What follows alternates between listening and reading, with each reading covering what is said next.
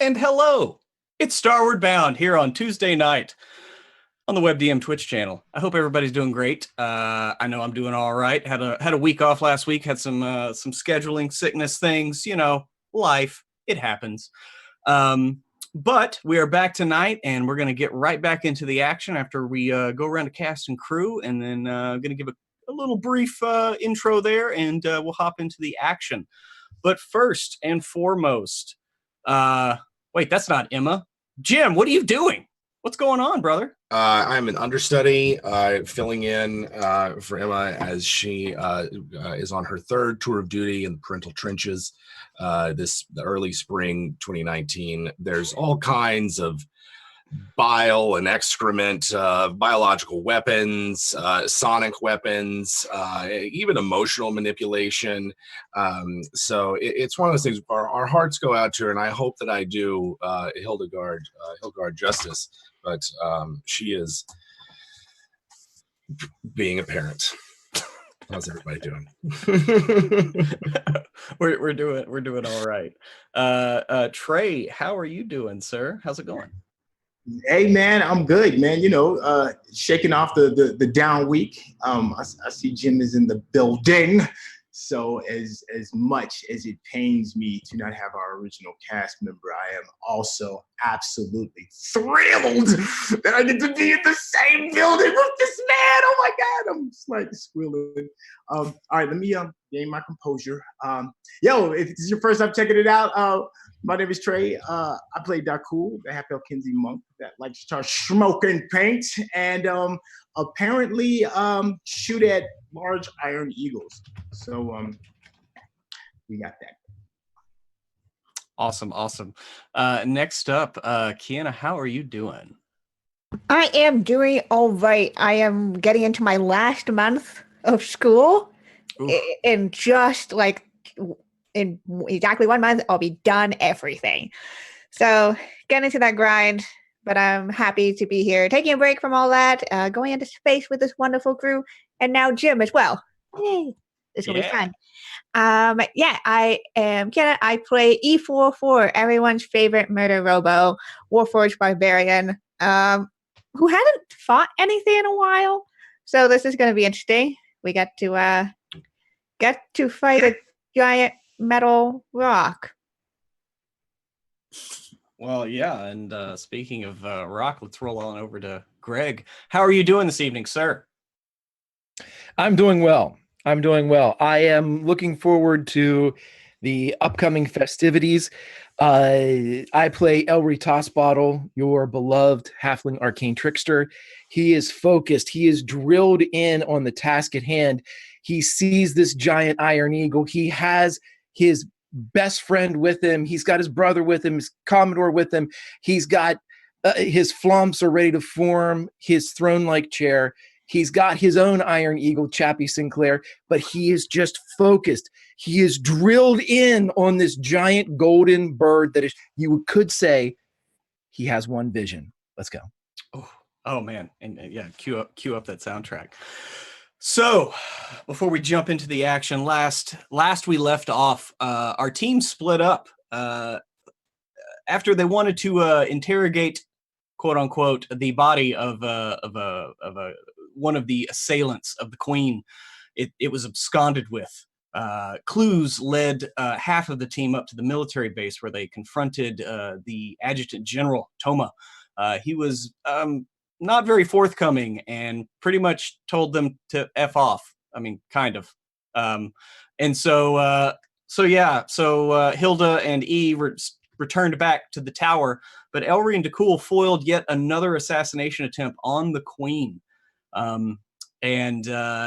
the two groups came back together at about level like 852 on the tower, a giant golden eagle lands in the distance just north of the tower and lets out a cacophonous keen, a wail, a scream. And I'm going to need everybody to make a constitution save, as you are just assailed with pure, like, you can feel the air vibrating back and forth and it moves through you. The glass all around you shatters. Y'all had already kind of broken open one window. but the glass of the tower shatters here and there. 13. That's a 16. Double 15. deuce. 22. 22. 14 is the number to beat. Did everybody beat a 14? 13. All right. So Elry is the only of y'all's group to succumb. Elry, again, you are just like buffeted with air. As you have never heard sound this loud. You think you feel a trickle of blood coming out of one of your ears, maybe a busted eardrum, kind of a loose drum over there as it continues to rattle.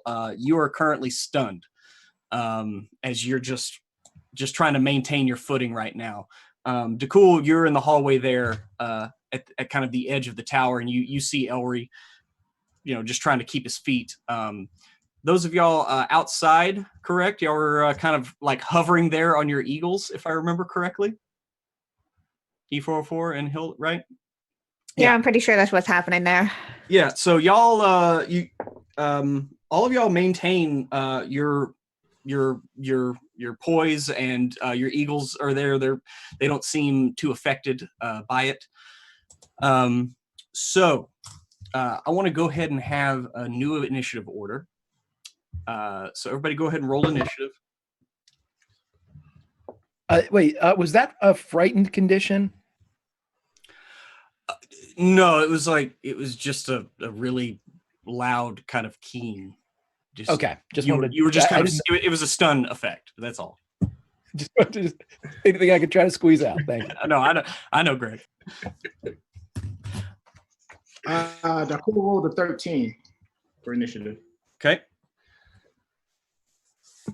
14 for E. Hilda, 20 for Hilda. Elry, That would be a 7, fitting for the current state of affairs. uh-huh. Mm. Okay. Yep, your allies go there and your enemies go there. Oof.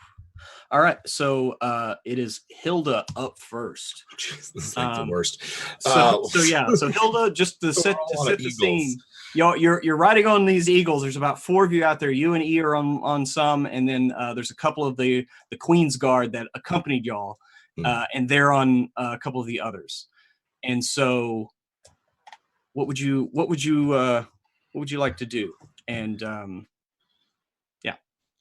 Well, so I'm not gonna let just Elry be buffeted about like all. I'm gonna come down and see if I can't save him, because I can't just allow Elry to be tossed off like that. That's not can't happen like that. mm-hmm. So if it can, he'll swoop down and like, because it looks like he's like about to fly off and like on the 800th level of a place, like he's gonna die. We're still inside. He's Okay, inside. gotcha. Imagine like you're at the T intersection inside, and the glass is the edge of the tower, and that window was already shattered from their combat, and y'all kind of flew up to it, and you were kind of looking in, and so yeah, he's still standing there. He's not near the edge or anything. Okay, Yeah, all right. The Queen and I are still getting your Romeo. Yeah. Yeah. Okay, well, if it doesn't look like he's about to fall off, then I might not be as concerned. So, are there any enemies about other than this giant eagle, which seems to be some distance away? Yeah, it is some distance away, and Hilda, as you look in the distance, you can see out the top of its back coming from somewhere. You can't really see because of it's kind of right now like almost like posing, but you see smaller eagles kind of flying out, like flights of them, and it looks like they're kind of moving to flank it. It's hard to get a count right now at this distance, but those are the only enemies right now. All right. Well, in that case, I might actually hold and sort of like, I don't want to fly out on my own. I want us to approach as a group, but I think I'm going to perhaps get us all a bit of a spell if I have it. Let's see. Never mind. I'm going to hold because I'm not going to, Hilda's not going to just like rush out like a hero. Okay. Actually, just for simplicity's sake, until we actually meet combat, because the way the initiatives rolled out, it's like literally all of y'all and then the enemies.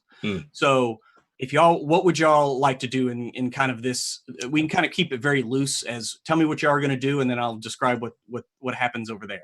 So what are y'all doing right now? I'd like to be stunned. I had a question because I know we just got done leaving like a battle, and all of the foes that we fought in us have been defeated. But are there any more in the back where all the commotion had originally started? Like, are they heading in our direction, or are we pretty out of all of the fray? No, you think you've taken care of all the would-be assassins in here? Okay. The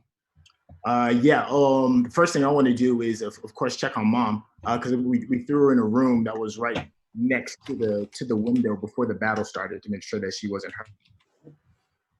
Okay. Yeah. So you go. I mean, she's still in there with a couple of the guards that Zico had sent with him, and he's you look there and he's just staring at this great beast like shocked. He hasn't actually like moved since it showed up.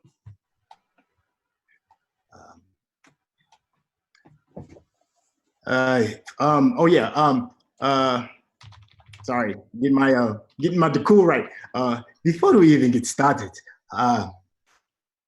we have to secure the queen.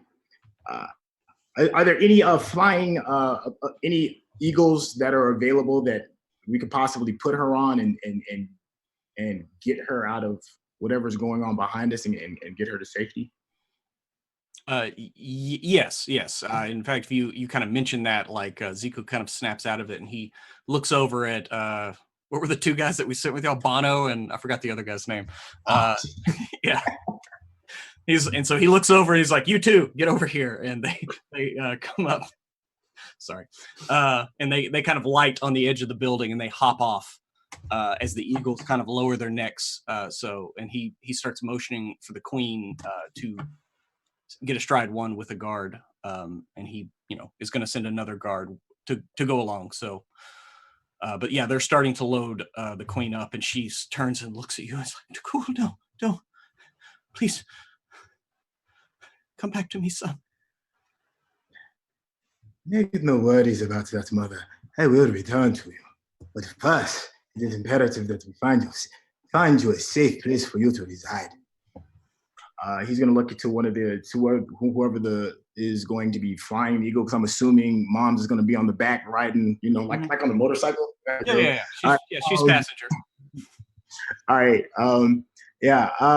As soon as you get her to safety, report back to Zeke, so we shall know whether to find her after what seems to be a looming. Deku will hop on the next bird, and I'm assuming we're all about to get down with some Iron Eagle. Mm-hmm. Yeah, you hear Zico like calling the reserves up, and you can hear the keening coming over the edges already, and they load up, and Bono's like, I'll be back soon, and they both break off and head south straight away from this great beast, and yeah, before long there's a few more birds that fly up, enough to take everyone. Plus there's 8 more guards, so y'all have kind of a total of like 12 eagles, kind of in a loose formation. And since then, like a bunch of eagles have sort of emerged out of it or are attacking. Yes. So it's like if you're little eaglets. Yeah, they're eagles the same size as the ones you're flying now. They're basically the size of like giant eagles. They can carry 2 people. But yes, Hilda, you would have noticed, like, because as all this is kind of happening, they kind of flare out. It looks like there's like a grand total of like 5 flights of 4 eagles each. So there's about 20 on the other side. And then as they kind of finish, as y'all finish mounting up, the giant golden eagle itself begins to take flight as powerful engines kind of lift it up, and you see like the burn coming out of the back of its sides. and it begins to take flight as they get into formation around it and start wheeling about towards the tower. What would y'all like to do? Is the area that it's coming from where that we have been previously? I don't know, like military base or maybe the factory where they're making them from. I mean, do we recognize where it's coming from? Well, the military base was about half an hour north of town. And so they are coming from the north. The area around here, Zico would tell you is like, luckily it's an unoccupied area of town. It's we haven't our population hasn't yet filled this area, this sector. So there is at least that good grace.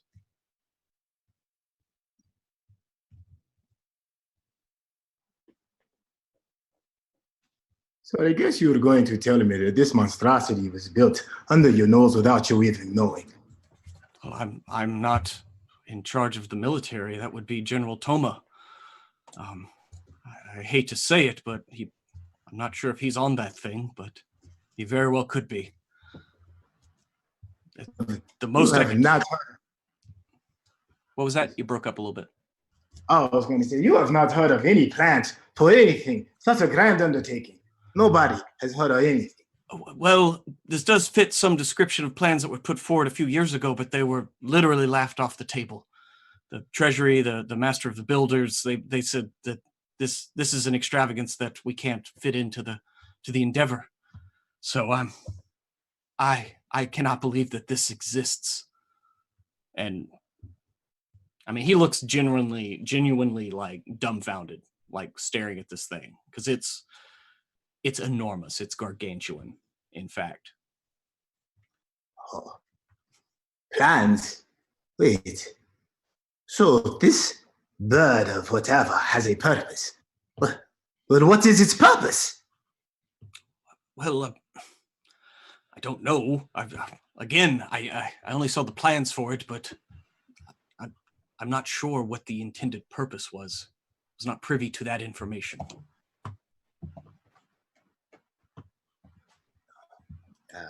In Dako's frustration, he walks away for a moment. Is there any defenses that the tower has that are trying to take this out? Well, right Anything now that we can coordinate with or something like that? you're currently coordinating with all of the Queen's Guard that are available.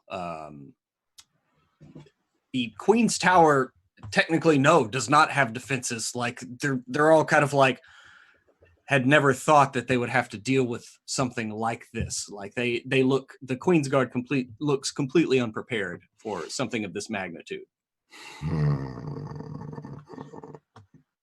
Yeah. If there's like, just like give a grumpy, disappointed look at them in their general direction. If there's if whatever sort of defense it is, it sounds like they need some leadership here. So I don't know, maybe we want to wait for them to attack us or meet them in the air.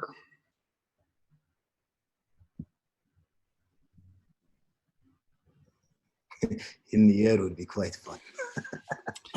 Yeah, I don't know what everybody's capabilities are in the air. I could probably survive a fall. Hilda probably could. Anyway, we'll see. All right, I'm not going to be reckless or cavalier with someone else's character. So yeah, that's my big thing. Like, do we even want to like get involved in an air battle, or we want to just like fight them down, like make them like tower defense style? Come to us. I'm down with that. There's also the option. We left a factory where they were making like hundreds and maybe even possibly thousands. Maybe we can go over there and get that going, and have some kind of Star Fox galactical air thing going on. Well, Trey, you would know that like the factory y'all went to was like hours and hours away, like to the northwest. So it's not very near, but it is there. Just so I can get an idea of the scale of this bird, could you give a description? Is it like bigger than like an aircraft carrier, or is it even like just give me something that is it bigger than an aircraft carrier? Well, I mean, I guess width-wise, probably. I mean, its wingspan. You can kind of just imagine Rodan, except an eagle and mechanical. If you want to kind of think of scale and size, I mean, it is gargantuan. So at least a wingspan of like 500 feet. Yeah, it sounds like we're gonna have to meet this thing in the air. Yeah. I don't think we want to risk it fucking up the buildings. No, it doesn't sound like they have any defenses either. So maybe Hildegard like traps or something. Buckle up, Buttercup. It's ready to. She'll cast Spirit Guardians like right before they're about to hit, like that Star Wars moment, right before like they're shooting each other. It's like right before they all get all mixed up and everything. That's when she'll cast Spirit Guardians. All right. Keep spiritual weapon. I'll think keep up in this fight. Yeah, I mean, maybe if you find a more stable area. Is anybody else doing anything like other than moving to advance and meet them in the air? Are you doing anything in preparation as you are just kind of like start flying towards each other?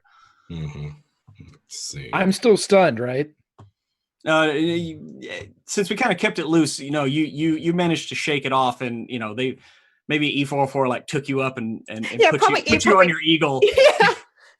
So I was going to say, the second that Elry is unstunned, he runs and jumps out the window, calling for Chappie Sinclair. Okay, yeah, Chappie Sinclair He's free falling as Chappie eagle dives to get him. Yeah, that totally happens.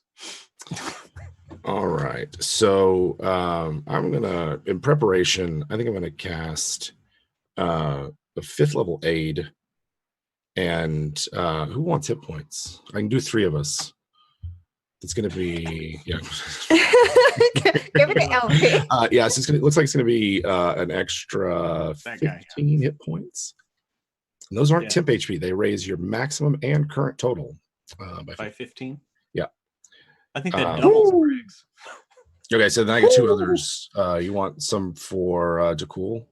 Extra 15 HP? Yeah, man. I mean, I'll take. You know what? I didn't take any damage in that last battle. So, yeah, but now you have. If you drop because you took like 14 hit points, then yeah, I'll never forgive myself. Yeah, so give it to him. Yeah. Okay, and then does like you think E needs extra 15? I mean, if you want to put them above 100, it would put Hilda at 98. I think Hilda might put it on herself just in case. Yep, that's all good. All right, so we'll have that, and then I'll do the Spirit Guardians right before Okay. we make contact. So yeah, y'all are approaching each other, and you start to see like the mouth of this giant eagle light up, like kind of a sickly purple light, and then there's an expulsion of just energy as it expels like this plasma like beam. Give me a dexterity save from the left wing. So I'm just gonna who's on the left wing of the flight that's heading out there? Any of y'all? In the center. Y'all in the center? I'd be maybe right behind E, within 20 feet of E, probably. Mm-hmm. Let me just roll randomly. So Dakul, give me a dexterity save.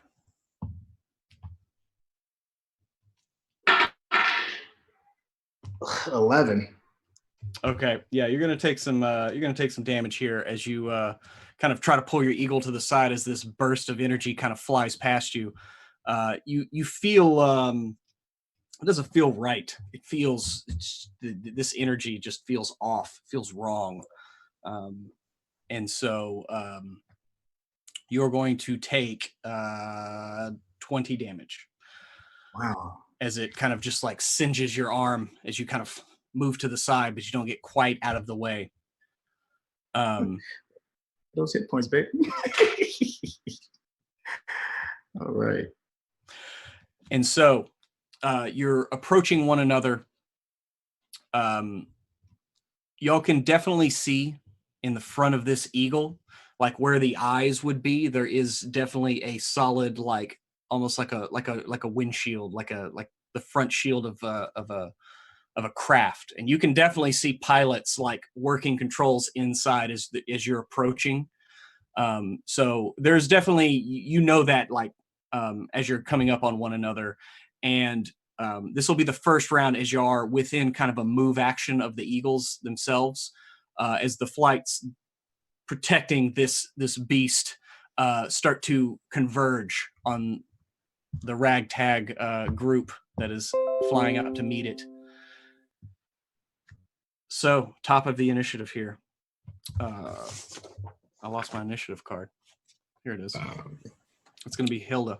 All right. So, are we in contact yet, or have I cast Spirit Guardians? Because if I haven't, I'll just cast Spirit Guardians. No. You said you were going to do that right before. So yes, that went off last round.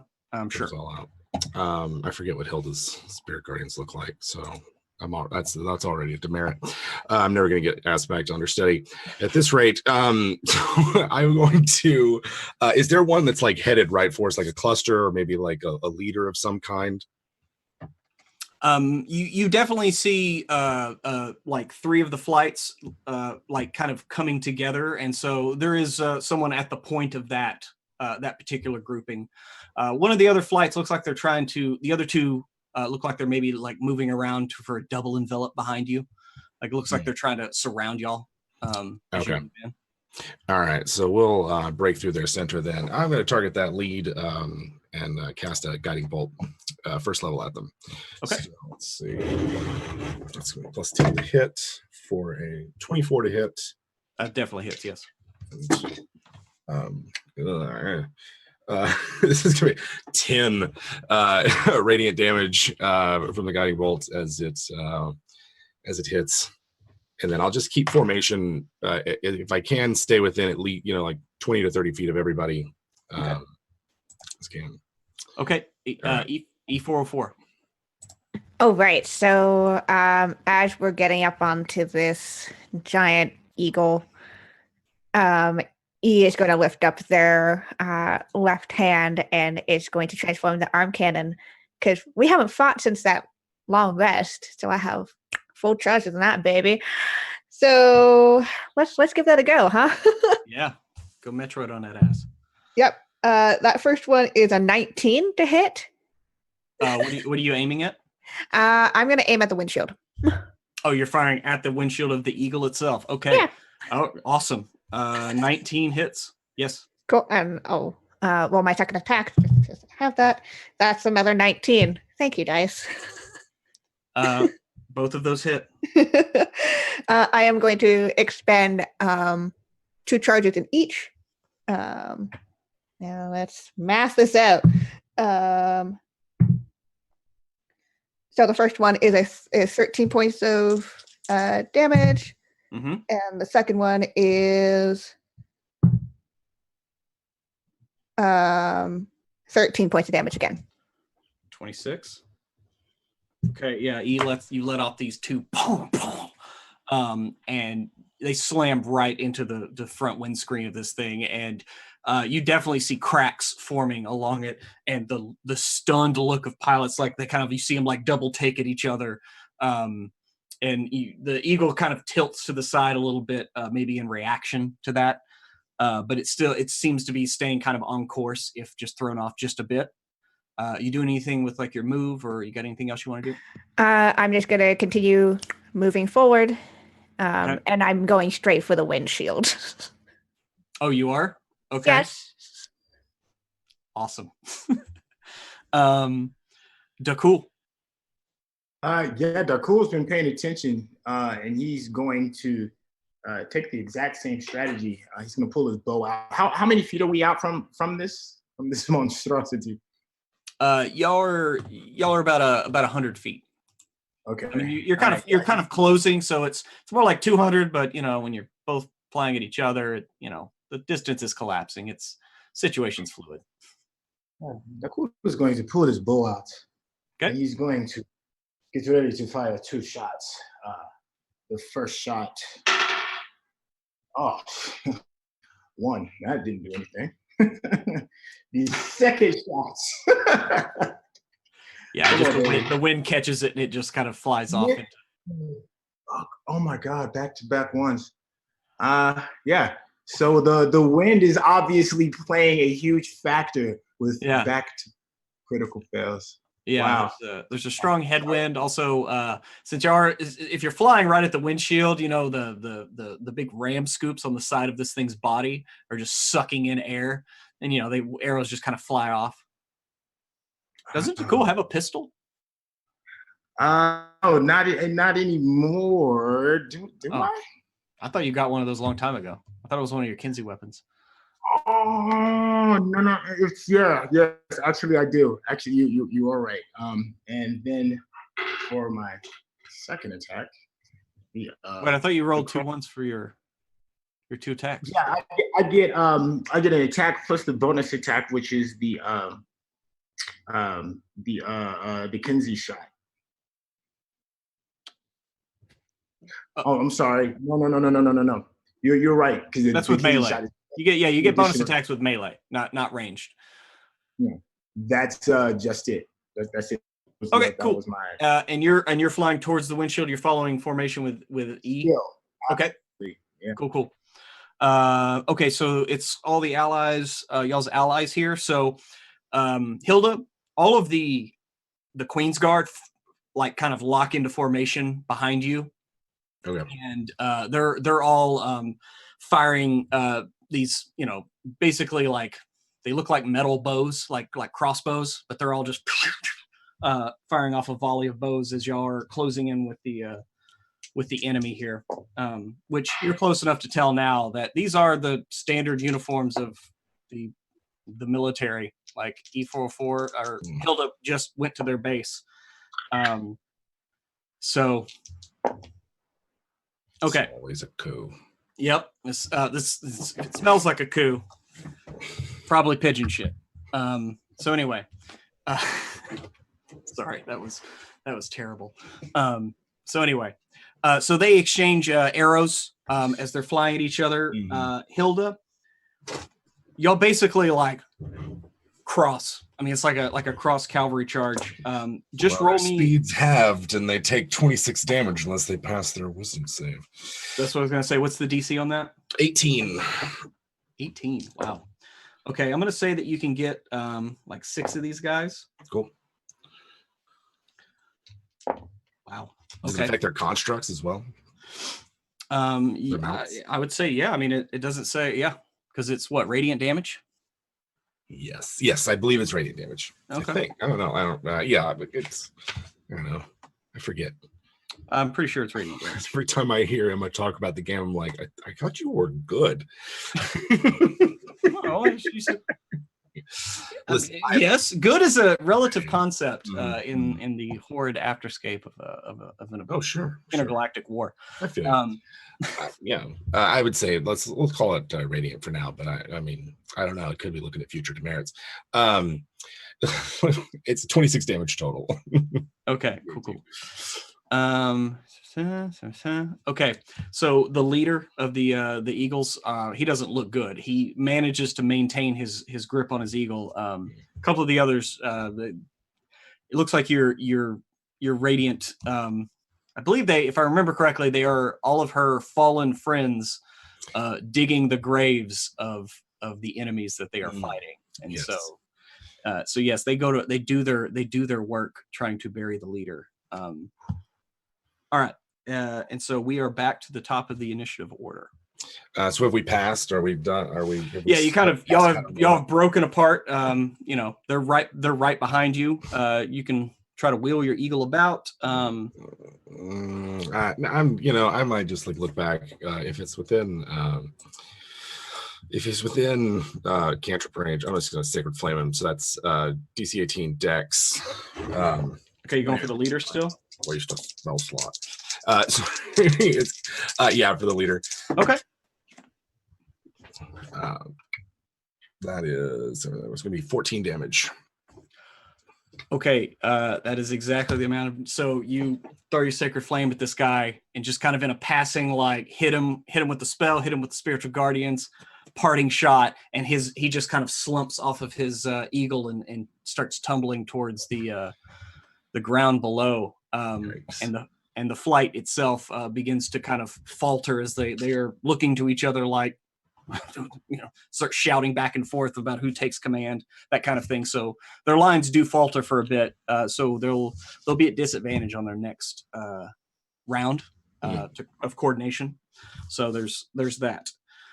Do you want to do anything with your move? Because y'all, since you were going at the behind E, like if he's going for it, everybody's going for it, then I'm not going to get left behind. So he'll be able to keep pace about 20 feet behind. Okay, so you're okay. Well, the thing is since you said you were going towards them, they were kind of breaking from the top of the eagle, so you had started heading up. And I was going to say, you can see at this point, now that you're above the eagle a bit, you can totally break down and head towards the windshield. I just want to give you what you see, since I kind of gained a higher vantage. Okay, you can actually see where probably like the little like landing bay is on the back of this thing, like further down the body. And you can also see a couple of like steam ports right at kind of where the shoulders would be of this thing. You see like kind of just steam like shoot out of these two vents. All right. Look like some kind of exhaust port. How far above it are we? I mean, you kind of just gained enough, like a good like 30, 40 feet of altitude as they were kind of like heading straight at it. Okay. Because the like I said, they were breaking from the top, and you said you were flying to meet them, so I should have been. And there's exhaust ports? I mean, it looks like, yeah. Cat, what would I need to do to dive it and then jump off at the last minute to have my construct eagle go right into the intake? Oh, like the ram ports on the sides? I mean, you would just have to fly at that thing and hope you don't get sucked into the I don't know the hill doing it. Maybe, I we'll love see. the idea. I like that idea. I'm keeping it in my back pocket for a second, but I might, if there's people following Hilda, she might gesture that, we have landing spots now. But she wants to make sure that the strike force remains intact, and she's going to keep formation behind E and let E pick with a spot where we break through. Okay. All right. So you kind of break back down. You yell that out, like, whatever's up there. E4 forward is your turn. You're closing on this like windscreen. So if you don't break off one direction or the other, you will like fly into it. Yeah, I'm just letting you know that. I know. Yeah. Okay. Okay. Like that A-wing pilot. Okay. I'm going to shoot at it first because I can. Okay. So go. That's a 17. A 17. That just that gets there. Okay, cool. I'm going to expend another 2 charges there. 9 points of damage. Actually, wait, sorry. Other one. 17 points of damage. That's much better. As I shoot at it. How's the glass looking there? You managed to hit kind of near one of the cracks, and it's not broken all the way through. But you see, as you're approaching, you can see one of the pilots like running back while the other one's like maintaining the controls, and they're like screaming as you're on a collision course. It hasn't shattered, but it is spider webbed quite a bit, but it has not quite shattered. This is one of those moments. Fuck it. Okay, I'm gonna use a bonus action. Charger. So move at least 10 feet in a straight line immediately. Charger, I get a +5 bonus to my next attack damage roll if I just take out my battle axe and hit it as I go right through the windshield, hopefully. Yeah, I mean, yeah, sure. Kind of use it as like a lance, just like just gonna. So you're just gonna fly into the windshield and make an attack? Okay. Yeah. I mean, is that an attack or do you just fly into it? It's more if I'm attacking anything, I'm trying to break the glass before, just so I Are you have. trying to break the glass before the eagle actually makes contact with the glass? Like you literally trying to hit it right as you're getting there. Or are you trying to use the eagle as a battering ram? There you go. Yeah, okay. I am going to try to hit it because I like my eagle and I'd rather not fuck it up. Okay, go ahead and roll that attack then. just as a thing. Okay, that's a what kind? Yeah, so it's a would be my battle axe. Clearly, I haven't fought for a while. Oh, okay, that's a 21. That hits. So go and roll that beautiful damage. Okay, that is 4 plus that's 8 plus the additional 5, so that's 13. 13, yeah. So right as your eagle, like you feel your eagle's like head kind of retracting a bit as it's getting closer, and it kind of tenses up, and you just kind of swing forward, and you catch right in one of the cracks, and the windshield shatters in as your eagle flies through the front windscreen of this thing. And yeah, hang on a second. Let me make a dexterity save for the remaining pilot. Okay. Well, that'll be interesting. So he kind of like ducks down, and you kind of go flying in, and I know you love your eagle, but you were flying full speed at something that was flying full speed at you. And so you kind of do this thing. Give me a dexterity save as your eagle flies in, and its wings get sheared off as it goes down the central hallway that the other pilot ran down. But you kind of like thread the hallway itself. And so, yeah, give me a dex save. I tried. Would this be a danger I can see through it? Well, I mean, yeah, you flew right into it, so yeah, sure. Okay. Yes, it's very Last Crusade in the tunnel. Great. 19. 19, okay. So however you would like, whether you want to just kind of stay on it and ride it till it stops, or jump off, you manage to Yeah, I think you probably jumped off of it with a little apology to the eagle. Okay. All right. So yeah, you at that point, you just kind of like jump off in like superhero land as your eagle slides another 10 or 15 feet down the hallway, and there's the rush of air as you kind of feel the shift as the giant eagle itself kind of tilts, lists just a bit. Wow.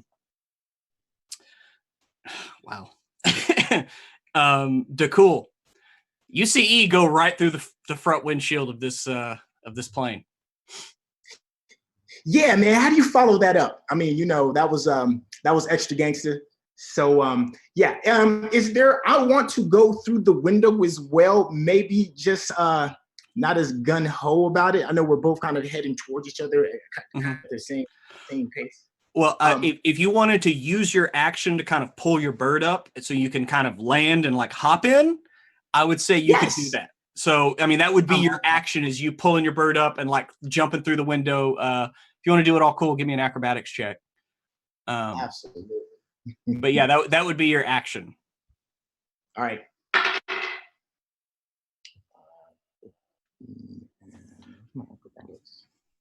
Oh, that'll be a 24 then.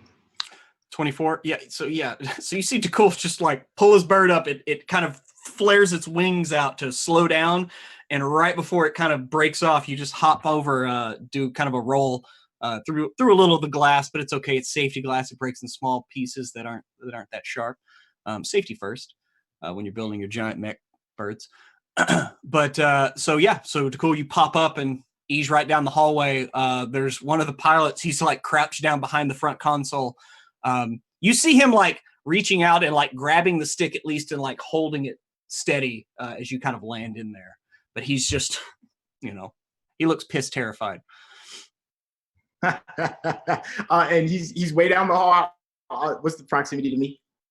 Well, you're in the kind of the cockpit for all intent and purposes. Like this is the front cockpit.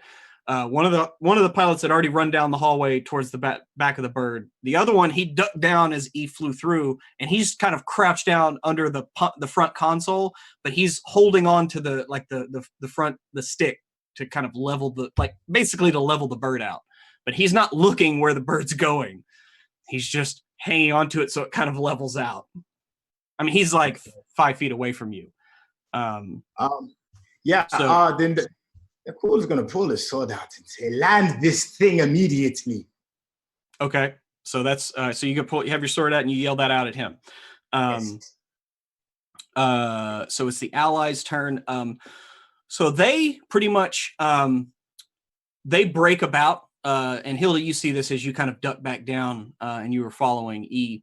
The Queen's Guard themselves, they break up and start dogfighting the Eagles themselves out here, trying to keep them busy. And you hear Zico like yell out, "We'll keep them off you! Bring that thing down!" As he just kind of yells out as a vicious dogfighter, I guess bird fight, breaks out around this massive beast lumbering towards the tower. So Dakul, you see that guy, give me an insight check. All right. 18. Yeah, you see that pilot, his resolve kind of, you see it click back into place for just a moment as you pull your sword and kind of brandish it and tell him to land. And you see him just take the stick and just pull it sideways. Oh, shit. And so Dexterity save. I smell a dexterity. E44 and Dakul, you've been here before. Come on, you've been on ships before. This is nothing new. Give me dexterity checks. All right. Oh my. 1. I can't 4. Okay, so E, this isn't as bad for you, since you're in the hallway. You just kind of fall into the hallway. So literally, you fall prone by fact of the ship is now kind of sideways, and you just kind of fall down. But other than that, you're fine. Dakul, yeah, you rolled a 1. I can't believe it. 3 in the last 5 rolls. You gotta have what? Well, that doesn't work. You have a magic weapon. Okay. So yeah, as soon as he does that and you kind of tumble to the side, you hear him yell. He's like, "If you just leave, just get out of here. Come on. We don't all need to die today. I'll do it." And he's apparently like playing like he's going to crash this thing. Like he's trying to intimidate you. In a moment of absolute terror of realizing what could happen, Dakul lunges for the stick to pull it back up. So that's going to be your next action. Okay. Yeah. So all the enemies, they've gone. Wait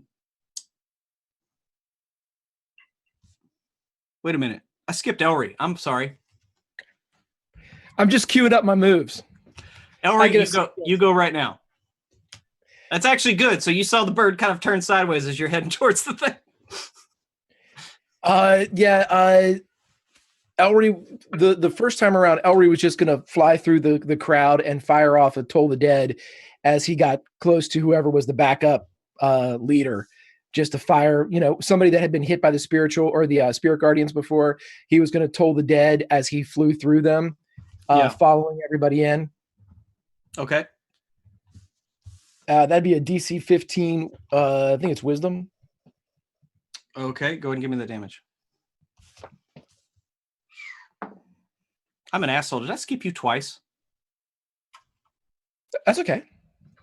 Oh man, please speak up. I feel like a dick right now. No problem. I was gonna hit you this time around whenever I knew that I'd slotted in. Well, yeah, it's one of those things where I wrote one and I wrote another and I wrote you right between them, really tiny. I am tiny. Elry's tiny. That is only going to be 5 damage for the Toll the Dead as he kind of swoops in. Okay. Whenever he would follow in everybody, he is going to he's gonna take Chappie Sinclair, and when he sees everything start to tilt, he's gonna let Chappie peel off and tell Chappie to just like holding pattern. He wants to literally, if the giant eagle is Sylvester the cat, he wants Chappie Sinclair to Tweety Bird around the head to wait for him. Yeah. Okay.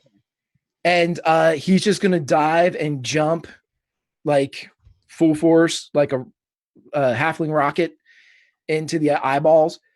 And when he gets close, he's going to, because he doesn't care, he's going to shoot the pilot twice and cast Featherfall as soon as he gets about a foot away from anything. So he puts the brakes on and parachutes himself. So he basically puts the brakes on the bird. He flies right by through the windshield. You're going to shoot the thing and then hit a feather fall so you don't splat against the wall. Correct. All right, give it to me. Give me an acrobatics check just to make sure. This will determine whether or not you have 26. Okay. So yeah, you managed to like basically hop off, turn the perfect way as you like basically like Trinity Matrix Reloaded, turning with your pistol. And go ahead and give me those attacks. Sure. That is a 22. Oh, and a 27. So I'm assuming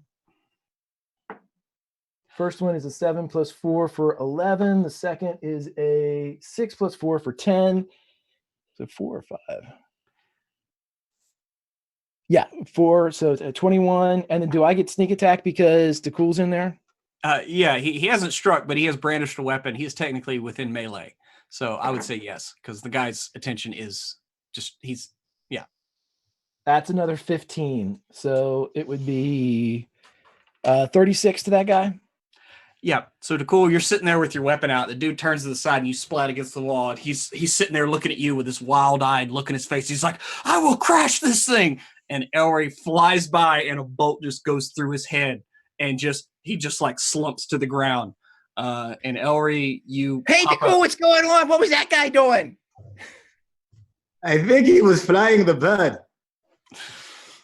And he actually, the way he slumps, luckily he had pulled the bird to toss you to the side, but he slumps back the other way, and it doesn't completely right itself, but it's like a little past the 40, a little less than 45. Is it? He's just kind of leaning against the stick, the controls. Perfect. And if I have any movement left, which I shouldn't, he is going to run after E4. No, you don't. You used everything there. Only because you have cunning action did I allow all of that. So they went back top of the initiative. Hilda, it is your turn. All right. Is there any enemies within my Spirit Guardians? Or are they all like up fighting the Queen's Guard in the air and stuff? You could wheel about if you wanted to stay on the Eagle and out in the fight. You could wheel about and hit one or two of them. But right now, no, there's nobody within range. All right. And following everybody in, it's like enclosed inside, like you'd have to dismount from the Eagle. Yeah, you could do it reckless and still have an action, but you'd need to make an acrobatics or athletics check in order to make that happen. Or you could do it like Decool, where he took his time, and then you need to still make the check, but there's less at stake. It's more about just grace at that point. And we'll come in slow and low, okay. Falling in behind everybody else. And I'd rather just like get there and have a mount that is, still functional. So let's just use all of my rounds actions to get in. Yeah, it's more just like you using your movement to carefully kind of come up. The Eagle kind of lights on the edge of like just the eye socket basically, and you climbing in the front of this thing is your action. All so right. you kind of if you want to give me an acrobatics or athletics to kind of go in there. Let's see. Oh, athletics, not plus 4 to that. 13. Okay, yeah. So Hilda kind of trundles in and keeps her feet, keeps her honor intact. Doesn't go taking a spill or anything. But all of y'all are in the helm, kind of the helm's room or the cockpit of this thing now. There's a dead pilot and a lot of wreckage as there's a set of wings kind of like embedded into the walls halfway of one of these birds. Some of the controls are damaged, but the eagle is still flying. It's like, again, it's off its axis a little bit, but it's still pretty much flying straight. Well, if there's not any enemies around, we should at least get formed up and make sure that they don't sneak up on us, yeah? How about we figure out who's going to fly this bird before we crash? Don't get me wrong, Elroy. It's amazing what you did. But you killed the pilot! I'd say I'm sorry if I was. I'm not. Yeah, is this thing crashing? No. Like I said, it's still flying. It's flying pretty straight, and it's not flying towards the horizon. But again, it's a little off because he kind of jerked the controls to the side, or he shot him, and it kind of corrected itself for the most part, but not completely. Okay. Yeah, I'll just if there's no enemies around, then I'll just take a moment to compose myself after getting off the eagle. Okay. And if y'all and again, since y'all have kind of separated yourself from the exterior combat, you can kind of take a moment to catch your breath, formulate your plan. While they formulate the plan, Dakul's going to try and tilt the stick the other way so that kind of level, hopefully, if that works. Okay.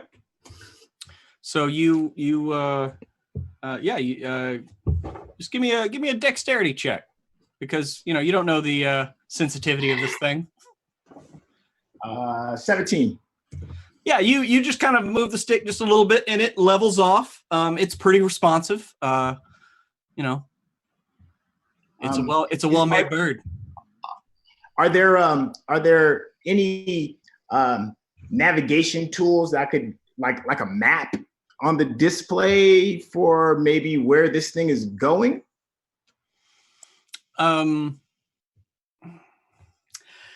Well, there isn't anything so elaborate as that. There's a kind of a generalized map of the city itself, kind of on a display. You can clearly see you're heading towards the tower right now. You're approaching it pretty fast, actually. So, the tower itself is the tallest structure, by twice again of any other building around here.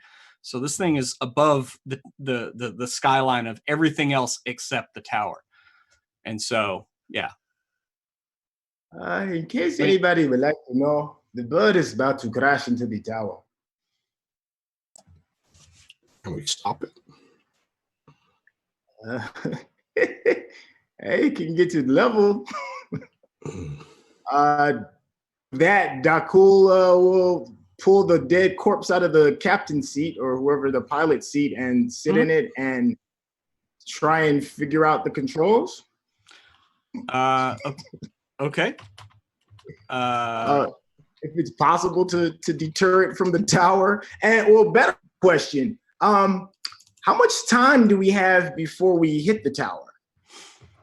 You would estimate, less than a minute at current speed and heading.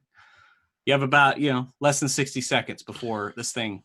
So Hilda used to be a forge cleric. Yes. And that switch was more like for RP stuff than like hey, let me remember my character. Like, does she remember anything about how maybe something like this might work? Like, all we got to do is shut off one of the engines, maybe bank one way, and then we just, Yeah, I would say her working with the forge and she has worked with what you would consider this new kind of, it's almost like, what is it? It's technology. What is this thing? Okay. She's worked on E, so it's a matter of learning systems and like, if you push this, then that thing turns off. So yeah, you can definitely use your tool proficiency for this. You want to try to figure out what like systems and things like that. Yeah, that'd be if anything to just sort of like all we need to do is do something to like course correct it. So if she can, she'll go over there and start seeing if there's not a way to like shut down power to something from here, or like something out of an emergency switch or something. Okay. Yeah. Well, I need a roll for that. Give me your. This would be an intelligence Smith Tools check. So intelligence proficiency bonus, because I'm pretty sure she's still proficient with Smith Tools. Yeah. So yeah. That's going to be an 18. 18. Yeah, you managed to, on that same map where it has the city, you kind of like mess with some buttons. It managed to change the display, and it brings up a kind of a display of the ship itself. And there's the hallway that leads behind you, kind of goes to the cargo bay, the loading bay, kind of where the launch bay is, and there's tunnels that lead off to some artillery in the wings. And then further back is engineering, and you think you found the systems that lead to the general shutdown of the engines themselves. In engineering? Yeah, you would have to turn them off back there. Like up here, you can control the ship, so like you can you think you can speed it up and power and slow it down, and you could steer it. Like you think you're like, oh yeah, if you just turn this, you can increase power to this engine, but actually turning them off takes place in engineering, and that's like at the back of the bird.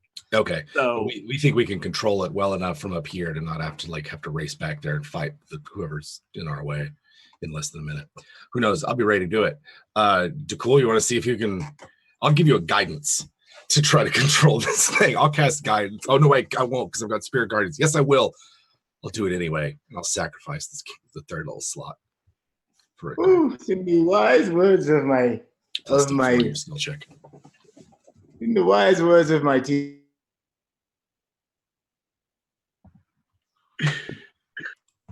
All right, so DeCool is going. Okay, so is it just like one stick, like those old, 1942 P-52s? Are there pedals?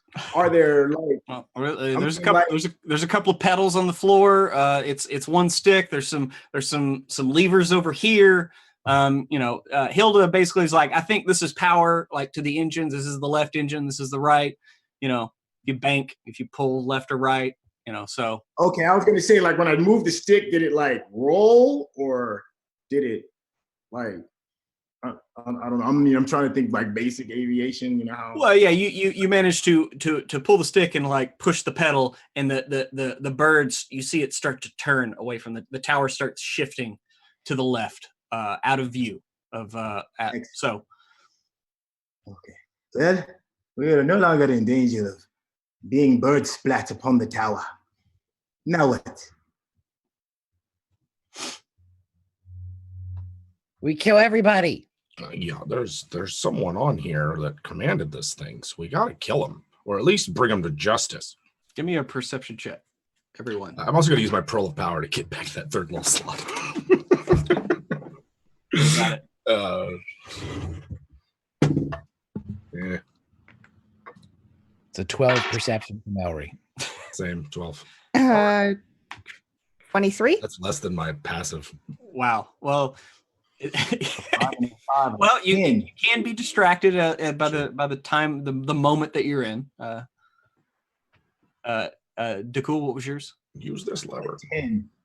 Yeah. See, you're worried about flying. Elry's worried about how cool it looked when he did the whole thing where he flew in and just kind of put his hand out, stopped himself against the wall. And E, who's in the hallway. What's up? I'm not worried about that. I knew it was cool. Yeah. I'm not thinking. He's thinking about how he can make it cooler next time. Maybe, I don't know. But E is in the hallway, right where their bird kind of flew in, and you distinctly hear the tromping of boots down some kind of ladder in the distance. You can hear the hustle of multiple people getting closer. I believe we are about to be attacked by several people that are on their way.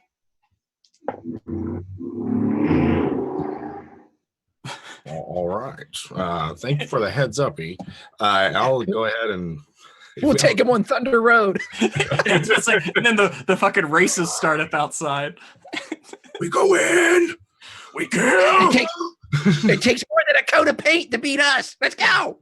Yeah. All right. Red makes it go faster. Yeah.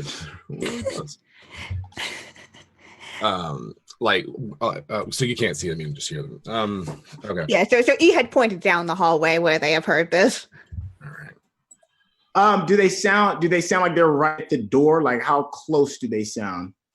Well, E is kind of in the hallway, just outside of the helms room, and it's probably about 30 feet long, 40 feet long, maybe. And they hear them coming from outside that hallway itself. It looks like there's a cross section, an intersection, and it moves into a larger room on the other side of that. But E, you can't tell which direction, whether it's coming from one of the hallways or the larger room, but you definitely hear, it's the sound of soldiers. They're running in. Mhm. I have an idea. E, could you come back? He's gonna scream this out. E, come back into the captain's area. Yeah. And then he's going to, and then Dakul, if she does come, Dakul's going to tell everybody to, if you are smart, I would advise you to either strap into a seat or hold on to something real tight. All right. Yeah. Okay. Strap in. Okay, everybody straps in. Hi. Ellery hides.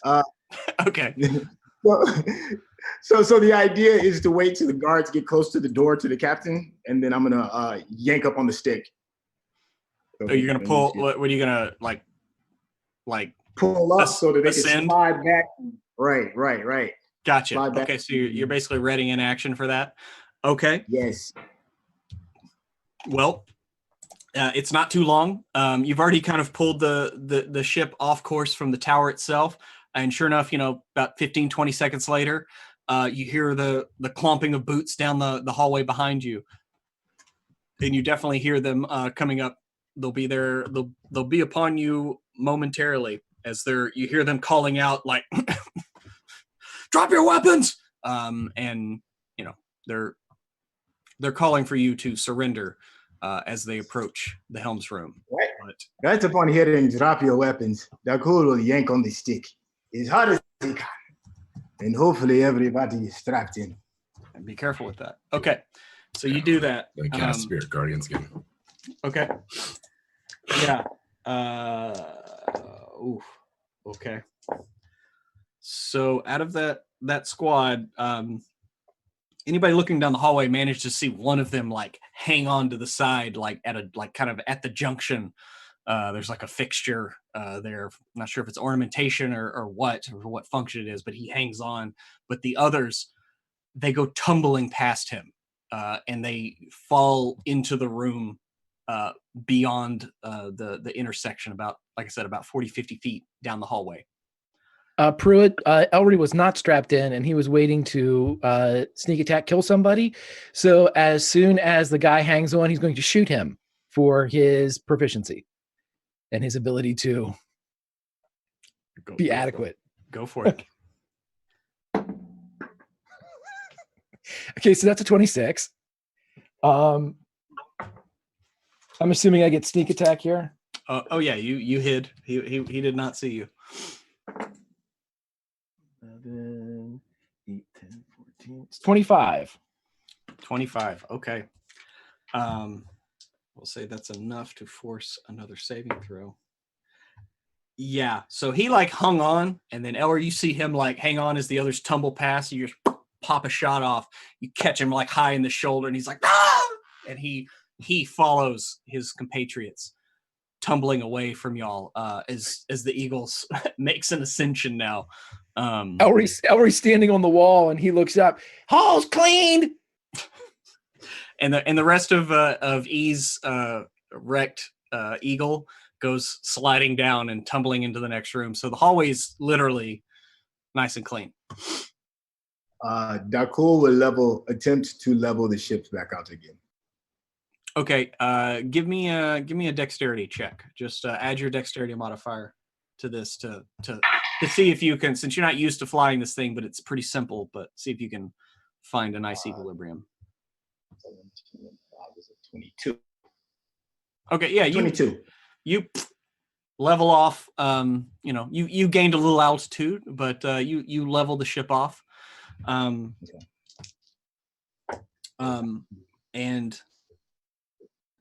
DeCool, it's only a few seconds after you leveled the ship off. A few of the lights on the console in front of you start flashing, and you are kind of holding the stick, and then you feel the stick just kind of come free, and you're like move it around, and it does not affect the flight of the ship anymore.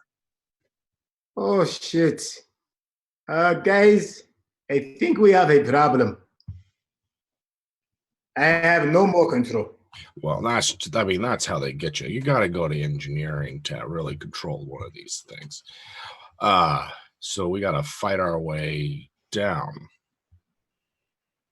Yeah. Like it's all tilted, right? We're gonna have to like crawl on the like Inception style, like crawl on the walls and things, right? Well, no, the ship was leveled off, but that's a good idea. I'll keep that in my pocket. Okay. Thanks. So did we level off, right? or we No. You up?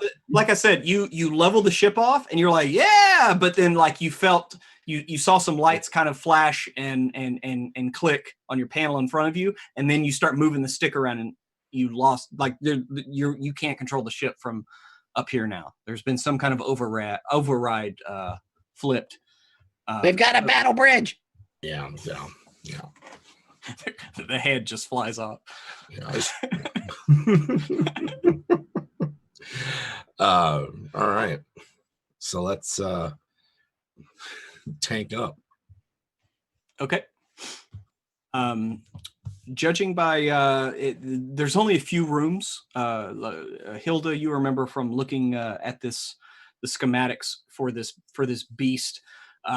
The first room you come to should be kind of like the hangar, almost like a loading staging area. There's 2 levels to it. Kind of below is the bombardier area, and above is actually where they let the eagles fly away. And then those lead to like kind of crew quarters and like the armory, and then at the very back of the ship is engineering itself, kind of in the belly of this beast. And so that's kind of the general layout. Engineering is, I think, where we should go. Okay. Would you like to?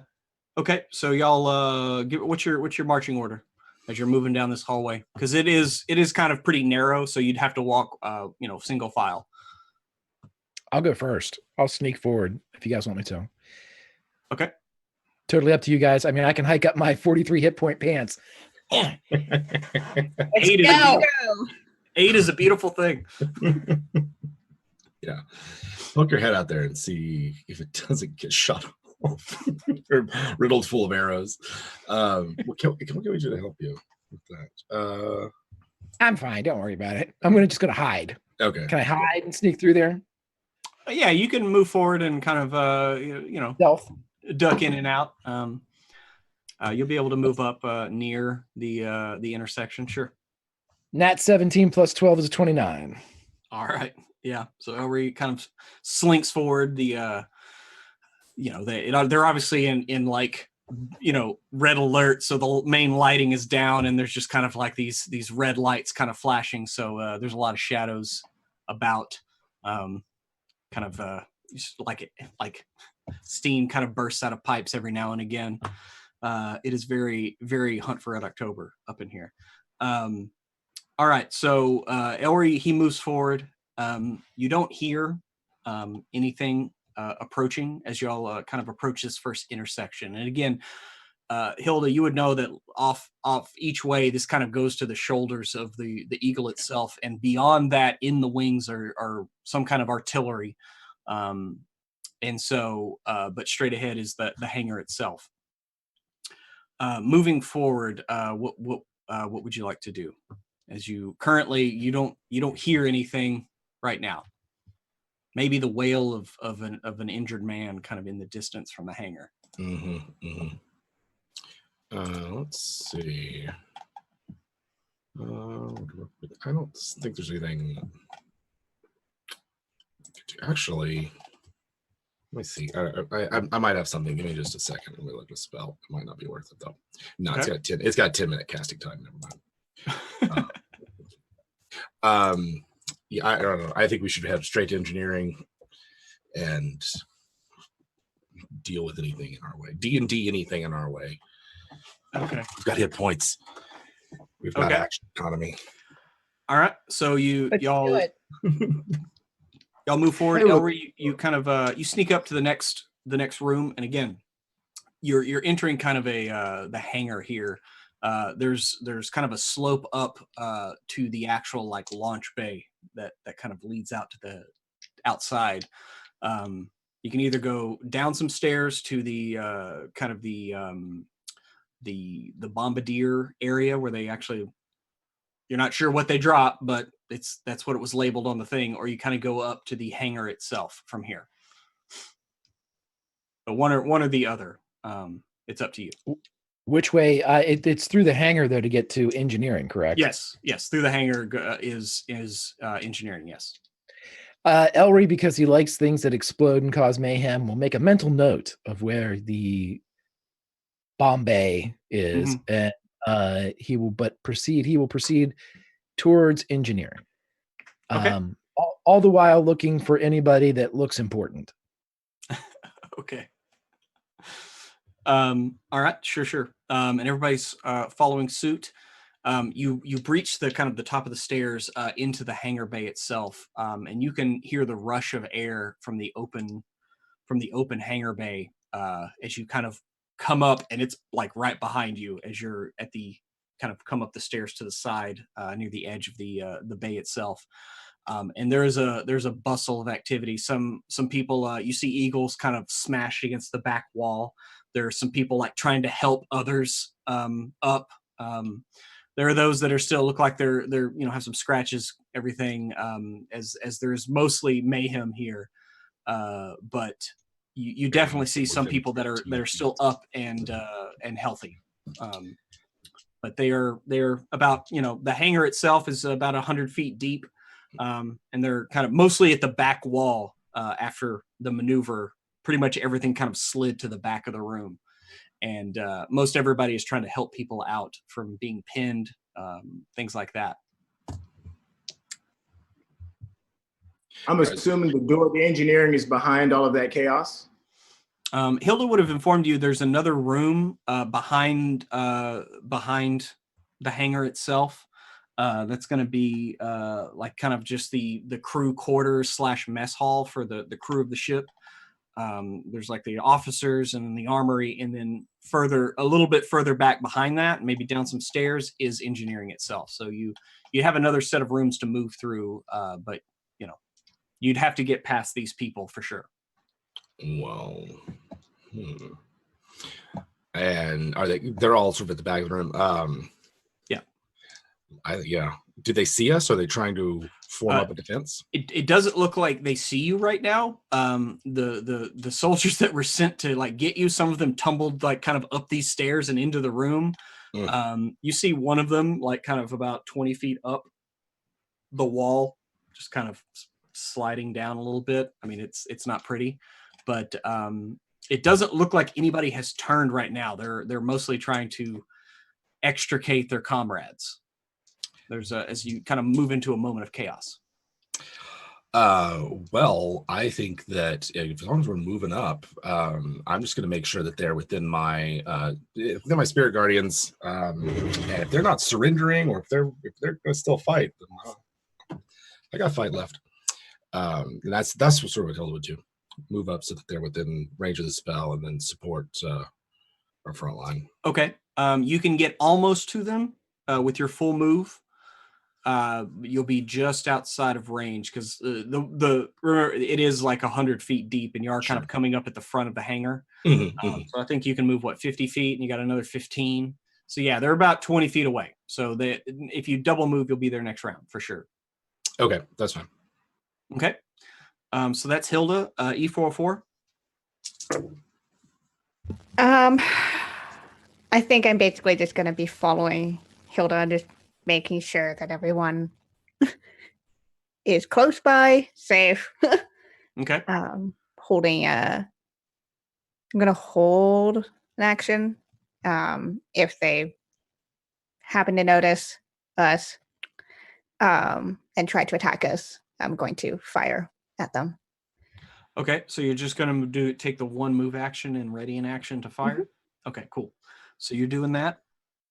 DeCool, it is your turn. I'm gonna move the my 50 feet forward, but since it's a hangar, I'm assuming that there's like structures kind of like meander. Well, away to- yeah, I mean there are like kind of like, you know, mechanics work carts and stuff, and they would be in the way. But again, after your little maneuver, most everything in this room it was thrown to the back of the room. okay. So most everything is kind of piled up on the back wall. And how many people are we estimating? Just You think there's possibly somewhere between 10 to 14. You're not sure because again they're trying to pull some people out. There's whatever, but for sure you see at least 5 or 6 people like up moving around trying to help their comrades. okay. Man, it's just open. Oh.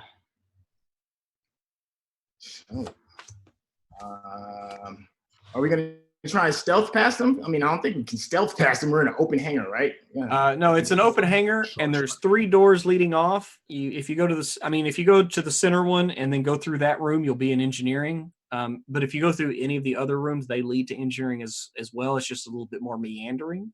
So any of the 3 doorways that you want to exit at the back of the hangar will lead you to engineering. It's just, you know, Okay. how do you want to get there? Shoot. My action where I can double my movement. Shit. You talking about as a bonus action? Yeah. Yeah, I mean, if you did Step of the Wind, you could be on them and still have your action to attack. Yeah. 'Cause you I'm gonna 50 do feet, right. right. Yeah, Right. yeah. So I would close that distance. So step of the winds towards the door, and whoever is that's closest to the door, I'll go ahead and be the tip of the spear, Okay. and then pull Yeah, my Yeah, Hold up. you freaking just dash forward, and you're on. There's a group of 2 of these soldiers, you know, gleaming armor, never seen battle, and they're trying to help somebody. And as you move up, like they see you, DeCool, and and they start reaching for weapons as you move up on them. all right. Yeah, it's too late. I'm already upon you. I'm going to pull my sword and the closest one to me. Does this count as kind of like a sneak attack ish, like a roll for advantage since they didn't see me coming? Yes, I will allow that since they had not noticed you yet. You are attacked. Yes, I'd say you have advantage. All right, cool. So first attack. 1 to 15, other was a 17, so that'll be a 26. 26, does that hit? Yeah, that hits. Yeah, and No, then, it misses. no. And then my second attack is going to be unarmed. So it's a swipe and then like a elbow smash. Okay. Attacking the same guy? Yes. Okay. This one's a 9. Finally some luck in a nat 20 on that unarmed attack. Okay. So first. Yeah. So your unarmed attack, you strike this guy, and that's when you notice like he's wearing adamantine armor, and your critical strike is just a normal strike. Like you strike the point there, you're like, oh, this is a half plate or whatever, and you can hit here in the armpit, but it's still because of its build and it's such a sturdy material, it nullifies critical hits. So All right. Well, so the first attack with the sword that landed, and that was 7, 12 points of damage for the first hit, and then the regular unarmed attack is 15. Okay. So you slash him twice though, and blood is flowing from 2 wounds for sure as you catch him off guard. He's scrambling for his sword, but you're right next to the doorway leading out of the hangar towards kind of the crew quarters slash kind of mess hall area, and that is Dakul's turn. The battle rages outside. Elry, it is your turn. Okay, couple questions. Go for it. You said that everybody had fallen basically up against the back of this space, the cargo bay, where they were trying to extricate themselves from this jumble, this pile. Is that the same area of the cargo bay that opens up to allow the eagles to fly out? Well, yeah, but that's you are running basically away from the entrance. The entrance is okay. behind, So like the exit. I guess, yeah. They're not. I mean, what I want to basically know is this like Galactica, where they have like a way in and a way out, like it's a no, or is this just one way in, one way out? Like it's the same. Okay. Yes, one way in, one way out. Okay.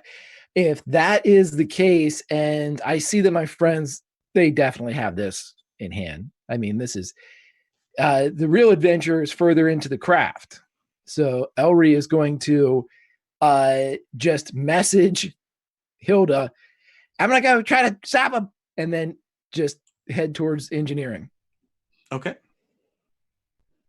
So you're making a beeline. Yep. What's the most you can move in a round? If I don't have to do anything else, I can move 75. Okay, so you can almost make it out through the hangar. He's going to stay stealthy the whole time. I mean, he's moving with purpose, using his natural stealthiness, because anything bigger than him that's in his way, he just ducks behind it. Yes, gotcha. All right, so Okay. you're moving out. You're stealthy as hell. Go ahead and give me that stealth check.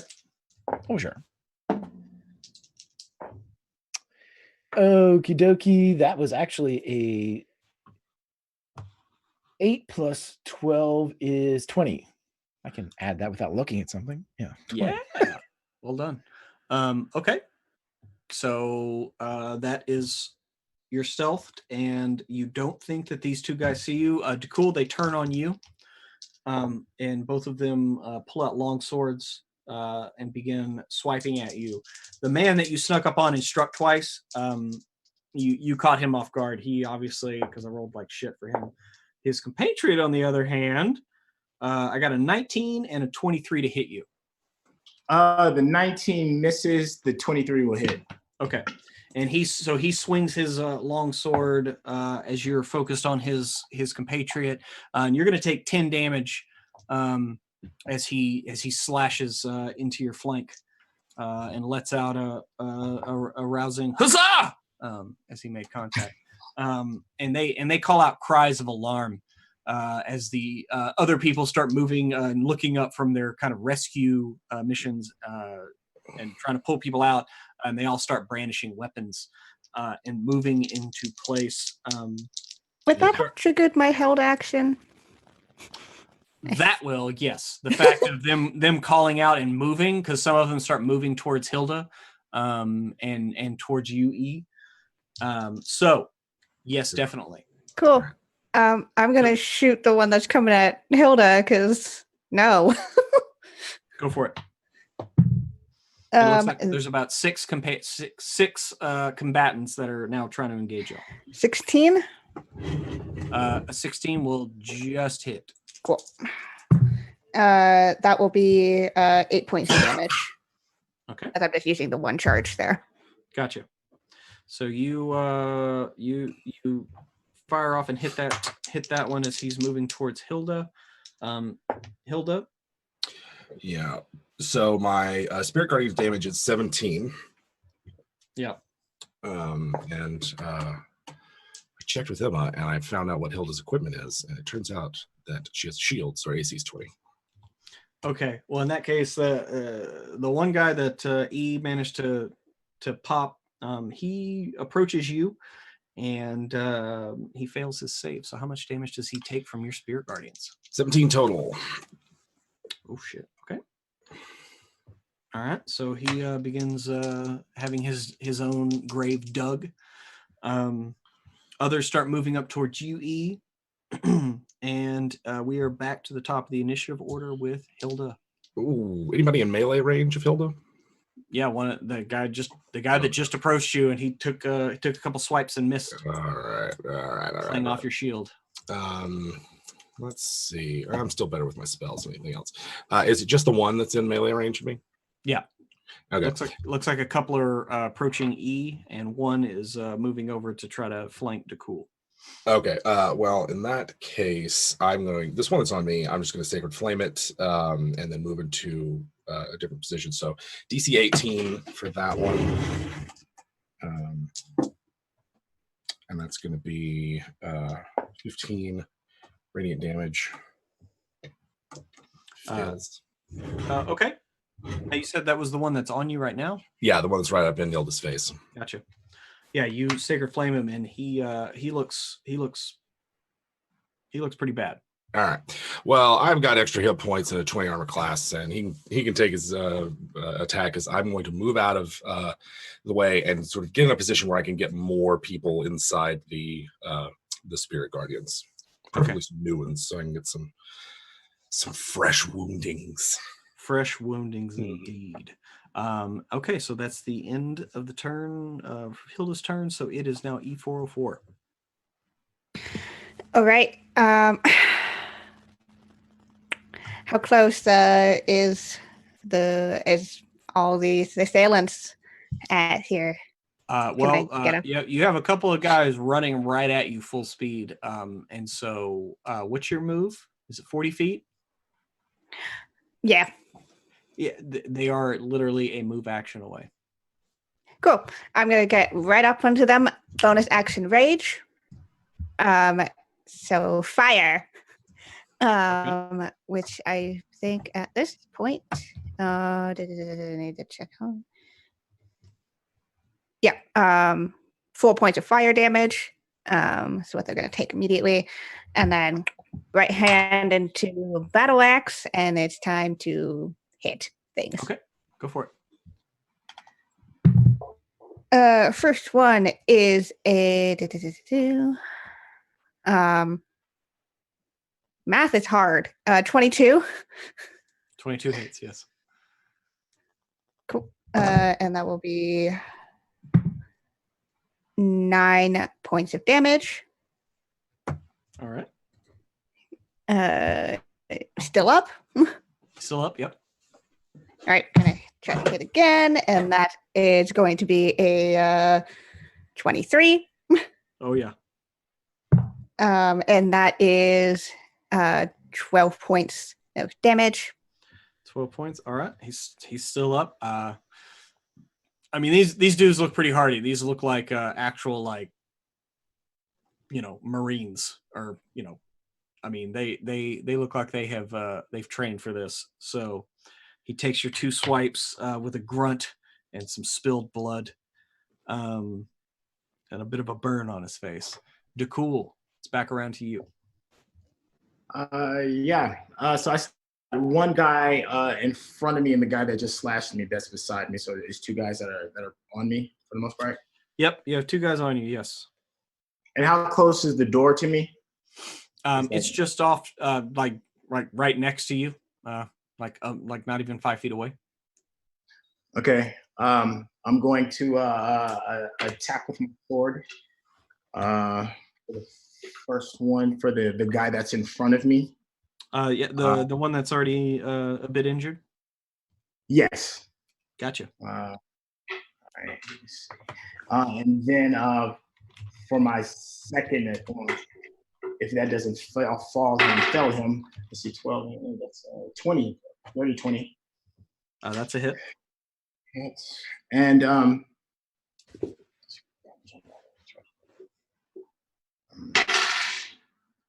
wrong die. Sorry. Oh, that's right die. That's just 10 points of damage. And how's he looking? He's still standing, but he's taken a few wounds. He's not looking good at all. And then for this, then the second attack hopefully will knock him out. Second, and this one. You attack him with your sword or unarmed? Sword, unarmed. Barely did anything when it hit. Was it armor? That's a 24 to hit. That'll do it. Let me see. 8.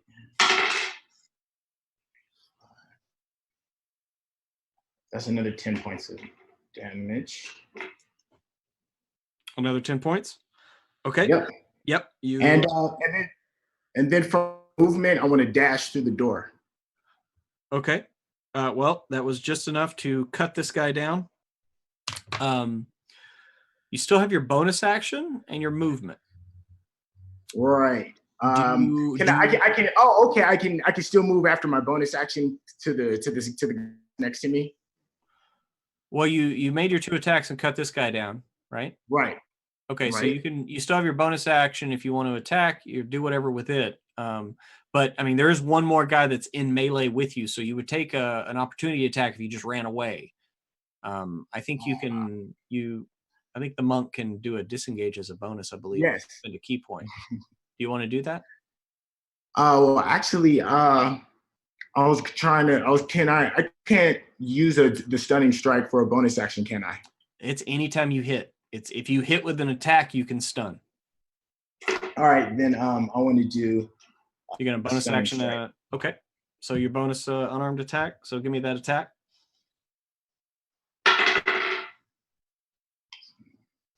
It's 19. That's gonna hit. So what's your DC? So you're gonna stun. That is a 15. Sorry. I'm sorry it took it so long. Sorry, man. Oh, I'm going to use my reaction to negate that crit. Oh yeah. Yeah, I've got 6 of them. I can do that 6 times. Yes. It's like a normal hit is what I reduce it to. DC 17. Sorry, it took so long. Okay, Oh, wait. oh, sorry, I thought that was a crit to hit. My bad. No. That was That was a dirty. No. Mine was a natural 20 on the saving throw to not be stunned. That's why I was apologizing, because I rolled a nat 20 to not be stunned. So you still do the damage on the unarmed attack, but he's not stunned. All right, I'll take it. There goes characters.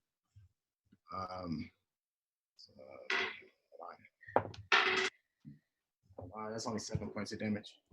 7. Okay. So you slash at him, and then you're still running down the hallway. Yes. Okay. I don't think a 12 hits you. So he kind of like recoils from your slash, kind of your parting swipe, and he misses as you can run down the hallway, and you're almost to the crew, like it's like the crew quarters / their mess hall for the non-officers of this ship. And so you're almost there at the end of your turn. And next, it will be Elry's turn. I want y'all to formulate your next part, mostly because I'm about to pop. I need to take a quick bio, so y'all can formulate your plan. So Elry creeps down the hallway. He sees a single person operating the bird. He threatens them with his sheer, unbridled masculinity. There's no roll. There's no save. That sounds. My plan's ready. How would you save against that? Yeah. No, that's a perfect attack. I was going to say, I don't like how dismissive everybody's being right now. That's, Like, oh man, I'm always with you. I am a little perturbed. It was obviously a joke, but then everyone got dismissive, and I got hurt feelings. Got this extra 15 hit points. So you snuck through there's 2 ways to get into the room, right? So like you're going one way, and like if we go in the other way, like if we went in the other, it might be enough of a distraction for you to like get in a good position. Maybe I don't know. I'm assuming that whoever's in charge of this bad boy is likely probably going to be something, a higher ranking fighter or even a caster of some kind. Mhm. So I'm gonna hit them with something as soon as I drop in that can negate a lot of what they can do, hopefully. And I've got I've got a similar sort of like I could use an action and like it's no save. They just take double damage from everything that round. Like right. That's be something like that too. Okay, that's what I might lead with. Then just like if everybody's gonna like use their biggest attack, then I don't have one of those, but I have annoying shit. So I will be annoying the shit out of everybody, I'll wait till including the cool right. and the NE get close to do that. I was I'm- say, yeah, Jim, I'm I just- was just gonna slash up engineering if I found it. You just said like destroy it, right? That's. Well, I would like. pretty much- I mean, maybe not destroy it, but like that's where they control the whole ship from. So, I mean, if we want to, then we just got to bug out. Like we just want to like roll up in there and smash a bunch of stuff, and then like not even fight anybody. Just I mean, this isn't me like poking the bear or anything, but so far we run into the crew of the Enterprise from Wrath of Khan. Like we've got a bunch of like cadets that are out for their first voyage. There's a couple senior officers. So they were expecting to tangle with some 10th level PCs. Yep. So E is currently raging. E can rage a whole bunch more times, but just have giant on fire robots wherever you need them to go to do damage, they will. Yeah. Well, Bruce said there's upwards of around 15 people, so I just assumed we were all just gonna dash through because those numbers were pretty high. So that's what I assumed.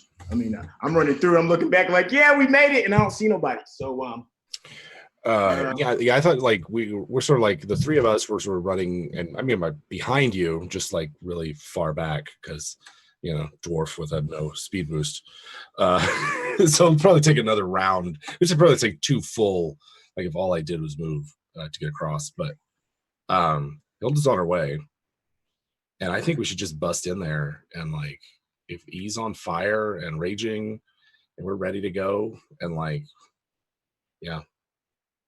all right, we're all on the We same can always page. bottleneck them. Like if they try to come behind us, we can always like bottleneck them at a door or something like that. Okay. Well, I will say that y'all can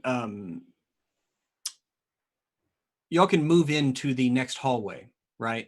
Just kind of fighting your way back into the kind of the crew quarters, and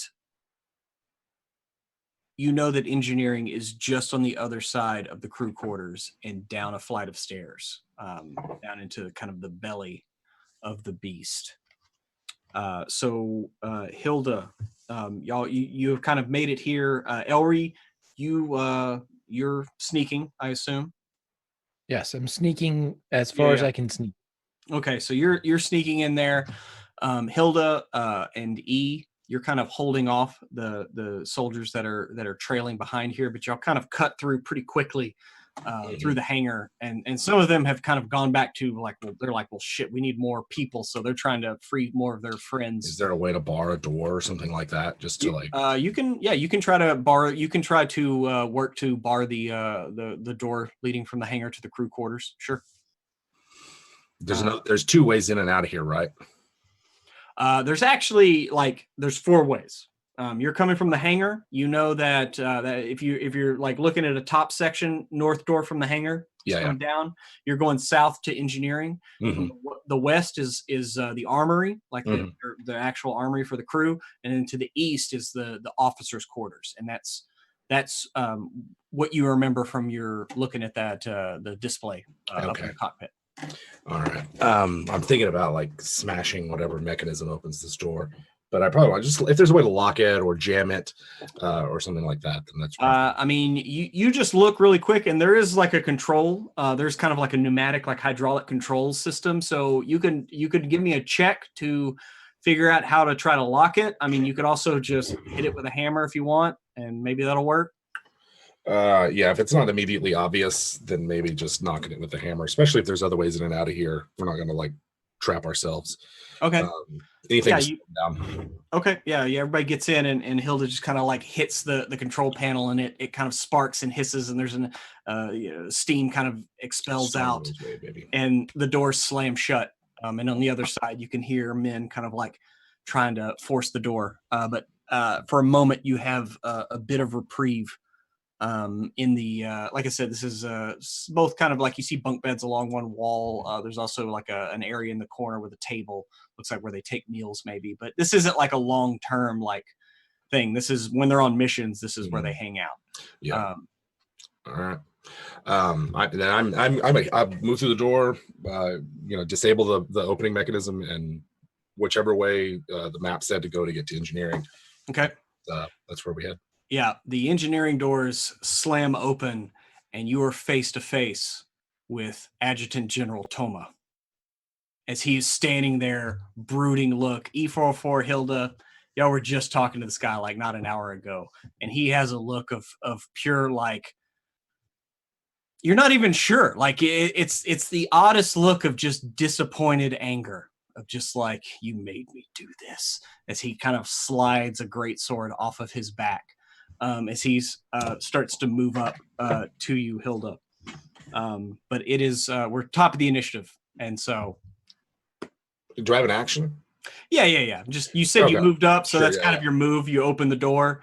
And he's like right up on, like we're like knife fight kind of range.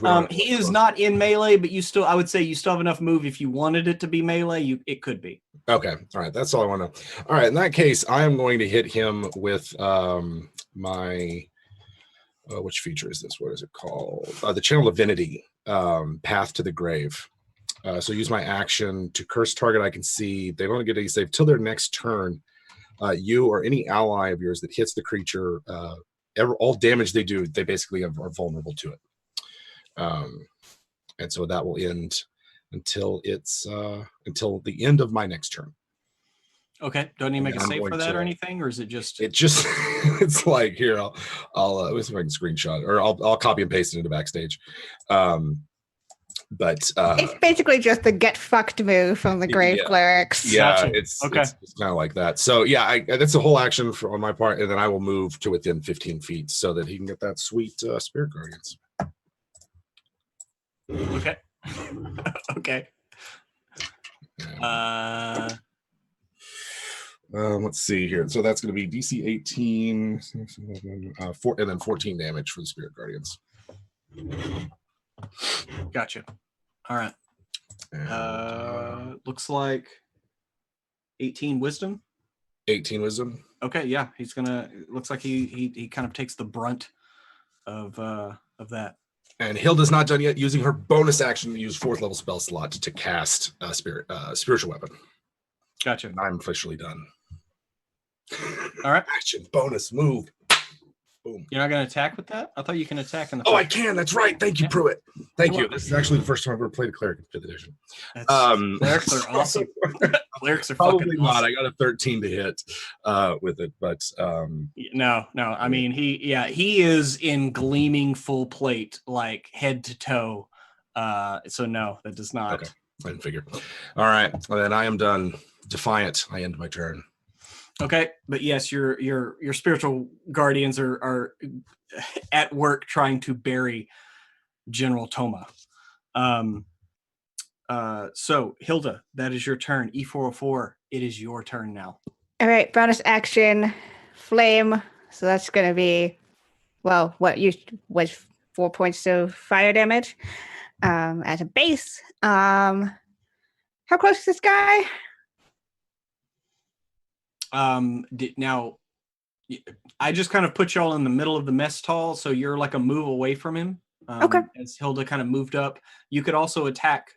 He's like in the doorway, like in the Yeah. So I would have moved in enough to have triggered that. So within melee. Gotcha. To have triggered that. And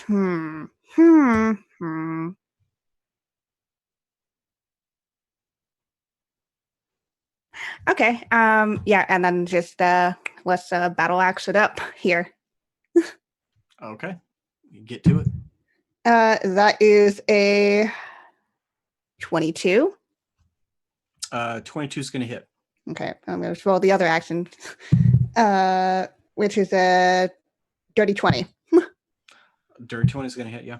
All right, so that is 4 plus 8 plus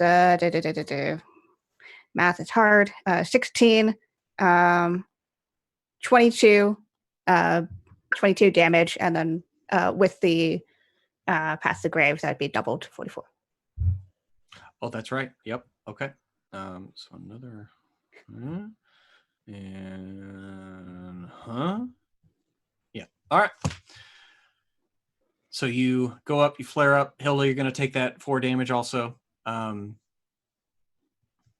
E404, but that's fine. You're used to it. Yeah, and then when E hits, that ends the curse on it. It gets like one attack against the vulnerability, not like all of them. That'd be. Oh yeah, okay. Never mind. I was about to be like, God, this is a really powerful thing. Everybody gets buried at the very end of the description. Okay. Like, and then it ends if they hit. Actually, Gotcha. Okay. So Well, it's yeah, but still, all right. I like it. Yeah. Okay, cool. So yeah, you managed to lay into him, and I mean, it looks like he's genuinely kind of caught off guard by just the sheer amount of damage he took there. Cool. It is your turn. He's currently on fire, right? No, I mean he took some fire damage from E's kind of heat wave, and you kind of felt it kind of bloom out in the room, but you're at a distance where it didn't do damage. But yeah, you can move on kind of to the left of Hilda right now, and then that'd be like the last person that could really get into melee with him because he's at the entrance to this hallway, and so Hilda's right in front of him. E's on the right side. You could get on the left and still attack if you want. Okay.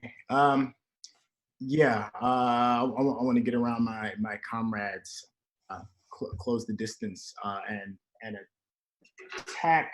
Do a stunning strike with my first attack. Okay.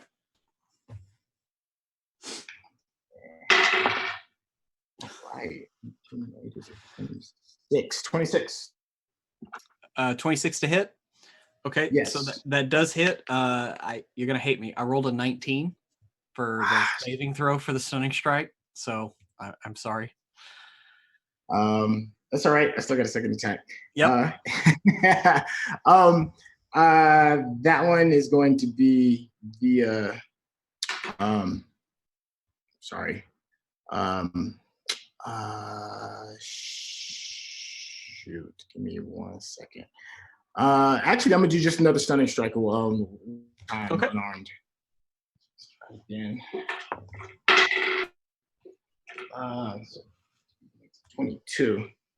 20. Okay, 22. That does hit. So DC again for the stunning strikes. 18. 17. 17 wisdom. Okay. Okay. He hang on, because he does have an ability. He still fails. So it looks like he tries to shake off the effects of the stunning strike and is unable to do so. So after your second attack, he is stunned. And how much damage did you do for those first 2 strikes? The first one was 11. It was 11 points of damage first hit, and then the second one was 7. 7. Okay. All right. So you have those 2, and now he is stunned. Bonus action. Yeah, my bonus action is going to be I've already done 2 unarmed, so I get that +2 to the AC. So I'll pull the sword out, and that's like my bonus action. Well, your bonus action has to be an unarmed strike. Oh, it's unarmed. Oh, I'll take that same roll, which is a 18. 18. 18 to hit. Now he is stunned, so it's advantage to hit a stunned character.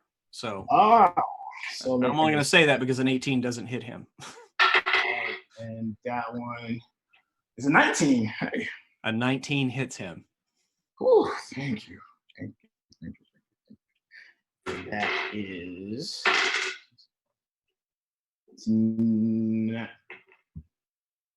8 points of damage. Another 8. Yeah. Okay. I still have. Do I have any movement left? Or can I just move like 10 feet back, 15 feet back? Yeah, if you wanted to move 10 feet away, you most certainly could. Get out of Cool. E's burn range. He's stunned, so Yes. he can't do an attack of opportunity. So yeah, you're good. All right, Monk, come on. Come on, dude. Get up here. That is cool. So fighting continues outside.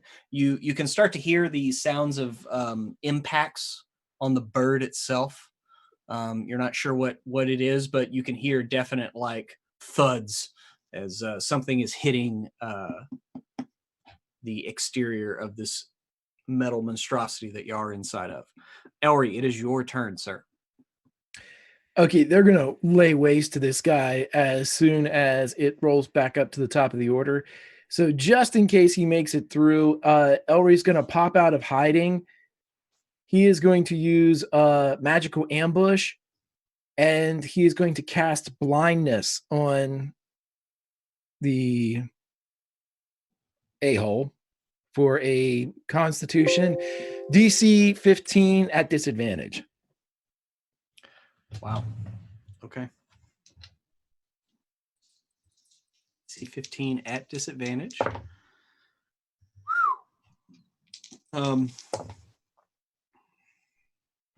Okay. So even though he is stunned, Elry, you think that he kind of like blinks and then he's reeling, trying to gain his bearings. But he does manage to retain his sight. Cool. Then I'm just gonna hide. Okay. So you do hide, and it is now the enemy's turn. He is stunned, but Elry, from your hidden position, your hidden vantage, both the armory and we officially have a monk, so it's a stream. As I am blocking cat ass from my view. So, all right, are you done? No? God, he's such an asshole. So anyway, from each side, from the armory and from the officers' quarters, Elry, you see this. Everyone else is kind of engaged, but the doors slide open. From the officers' doorway, Elry, you see a bow drawn and someone stepping in, not wearing the full plate armor of all these other soldiers, something a little bit darker, a little bit more sleek. What was your hide check? My what now? What was your hide check? I didn't stealth? roll it again. Yeah, do you Yeah, well, I mean, you said you went back into stealth, so yeah, just go ahead and give me that roll right quick. the one that I had before was a 20. The one that I just rolled right now is a 22. Okay. Yeah. They do not. This person does not seem to see you. Looks like they're sleeking in. They're trying to hide as well. Actually, go ahead and give me a perception check. Sorry, I should have done this. Yeah, my passive's 15. Yeah, you would have seen the door open, definitely. And my normal check would have been a 14. So it's. Well, they rolled really shitty on their stealth. So you see them kind of slink in. It looks like they're trying to move behind some of the bunks over in the corner, bow drawn. And they're taking a shot at E404. But they miss once. They strike once. E404, you get an arrow in the back of the head for like 5 damage. And Elry, on the other side, you see another person enter, and they're wielding 2 swords. And they move right up to Dakul. But it's going to take their movement just to get to you, Dakul. They're not really being stealthy. They're not screaming a challenge or anything, but they move very quickly, and it looks like they're wielding 2 shorter swords, but they're coming up, slinging and slashing. Back to the top of the initiative, Hilda. All right. Is there any way to have both the general and this dual wielding guy in the same, like get them both with the Spirit Guardians? Yeah, if you move back just a bit, because Dakul did move back away from you, and this Yeah. person's kind of on the other side of them. Mm-hmm. But yeah, if you move back about 10 feet, you could still barely catch the general and them. Yeah, I'd like to do. I'd like to do that. Reposition myself there. And, let me give you that damage. Okay.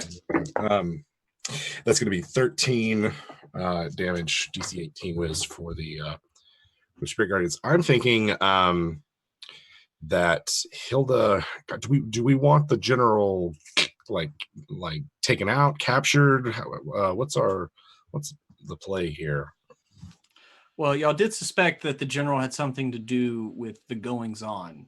You did scry on him. He did have this body of this person. It looked like they were casting some kind of speak with dead with the dead body, but you couldn't make out what they were asking them really. Okay. So you definitely suspect the general of some serious. He was problems. super sketch when we talked to him. Okay. But he's not like royalty or something where we get in trouble or we'll set off a. I mean, he is the general, so he might get in trouble, but not like that. He's also trying to do a coup. So all right. Yeah. So The general's men, they are fighting the Queen's Guard in the sky as you speak. So I didn't know how civil we wanted to be, or we were just going to go bloodthirsty on it. So when have we ever been civil in this game? not times I've listened to him. So I'm going to focus then on Big Bad, and spiritual weapon is going to hit 22 to hit for the spiritual weapon. 22 hits, and then that's going to be 11 force damage for that. And then I think I am going to, still with he didn't get blinded, but he's still stunned. You know what? I'm going to try to blind him too. I know that we could just probably kill him, but I'm going to use a slot, and it's DC 18 for me for blindness. Okay. You see his eyes go wide as they lose focus, and Hilda, you're close enough. You see there's genuine panic in his sightless eyes now. All right.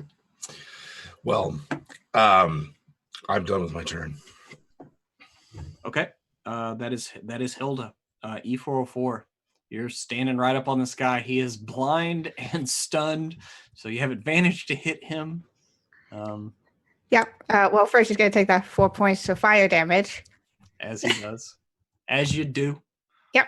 And then it's going to swing better on that. So that first one is a dirty 20 again. Okay, that'll hit. And the second one is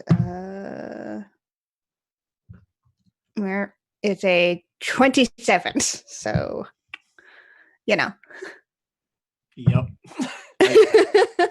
I 13 points of damage on that first one, and 11 points of damage on the second one. Okay. DeCool. You are engaged. You are engaged now with a dual wielding swordsman. He's wearing medium armor. He's not wearing the full plate of the general. He's not wearing the light armor of the archer, but you don't really see the archer. But yeah, this guy, he comes in, he's a whirling dervish with two blades coming right at you. I'm going to I have to disengage if this is a retreat or we're not officially engaged in combat yet. No. He is within melee. He used all of his movement. He is within melee, so you'd have to use disengage if you wanted to move away. Yes, yeah. Unless you wanted to take the opportunity attack. Yeah, I want to disengage and backflip over behind the general, pull my sword and put it to his throat and tell them to drop their weapons. Okay. Are you disengaging as a bonus action? I would let you do all that if you disengage, if you used a key point to disengage as a bonus action, and then your action is hopping over and making the attempt. I see what you're saying. Okay. Yes. Okay. I will allow all of that. DeCool, You flip out of the way. I mean, the guy's he's kind of out of it still anyway, but you manage to get behind him, katana to the throat, and you yell out for the others to. So you're making basically like an intimidate check. Yes. All right, go ahead and give me that. Give me that roll. Roll that intimidate check for me, sir. You got a half decent intimidation. 10 and 7 is 17. Okay, 17. Okay, so the swordsman, he actually has a moment where he stops and like looks at the general and looks and glances at the archer and then glances back at the general, and he starts to lower his blades. He hasn't dropped them, but he's kind of he's not taking an aggressive stance. Now, the archer, he is pulled an arrow and he has it knocked and he's pointing it like right at you to cool. Or you still see this from hiding. And so it doesn't look like the archer is taking kindly to your intimidation. Since I'm behind the general, would that count as being behind cover if he does attack? Yeah, Okay. I mean, you have cover. Yeah, I would say you definitely have cover. And so you're just you're staying there, holding your place. Yes. Okay. Yeah, I want to see how they play it. Elry, it is your turn. You are still hidden. It does not look like the archer or the whirling dervish, the swordsman, has seen you from your spot in the middle of the room. Okay, but it looks like the swordsman has given up the ghost, or at least is going through the pretense of prepping to surrender.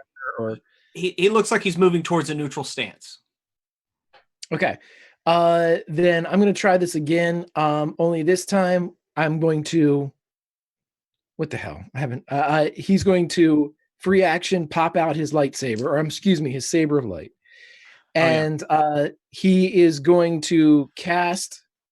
Obviously, the sequence benefiting the mechanics here would be, I'm going to magical ambush the archer. I am going to cast forced levitation and slam him with the force of my forced levitation into the ceiling as I walk forward and ignite my lightsaber, saber of light, like the end of Rogue One. Okay, what's the save on levitation? DC 15 wisdom. At disadvantage. That's right. It's a magical ambush. Okay, so I rolled a 5 and a 19. So you magically ambush this poor sap. So as at least in Elry's mind, as this orchestral number rises to a crescendo, he takes with a grip of his hand, he lifts and the archer smashes against the floor, and he just dick first right into the ceiling and like holds him up there against the top. And as he's walking towards him, he is going to, let's see, was that a bonus? And then I'm going to use no, I can't use that for anything. He's just going to walk and engage that guy. So if he were to somehow break through it, his ranged attack's going to be interesting. So he's just going to engage the archer. Okay, so you just kind of go up with your photonic cutlass, threatening. Sure. Yeah. Okay. Got to keep it lawsuit safe here. All right. So Elry, yeah, you've changed the landscape a little bit, and his bow clatters to the floor. As he's just kind of like smashed face first into this wall, and he's like looking over his shoulder down at Elry, who has his lightsaber pointed at his face. To cool, you're standing behind General Toma, and his great sword clatters to the floor. As he's kind of just standing there, looking around. Hilda, you definitely see, you're looking right at him, and he kind of like looks around, and I mean, he's a general that knows that he's been defeated, and it looks like he's not continuing the fight. The whirling dervish, he drops his swords once the general drops his. We're kind of back at the top of the initiative order, but there are technically no threats right now, as one combatant is incapacitated and 2 have disarmed So themselves. all the people flying around outside don't know their general is surrendered.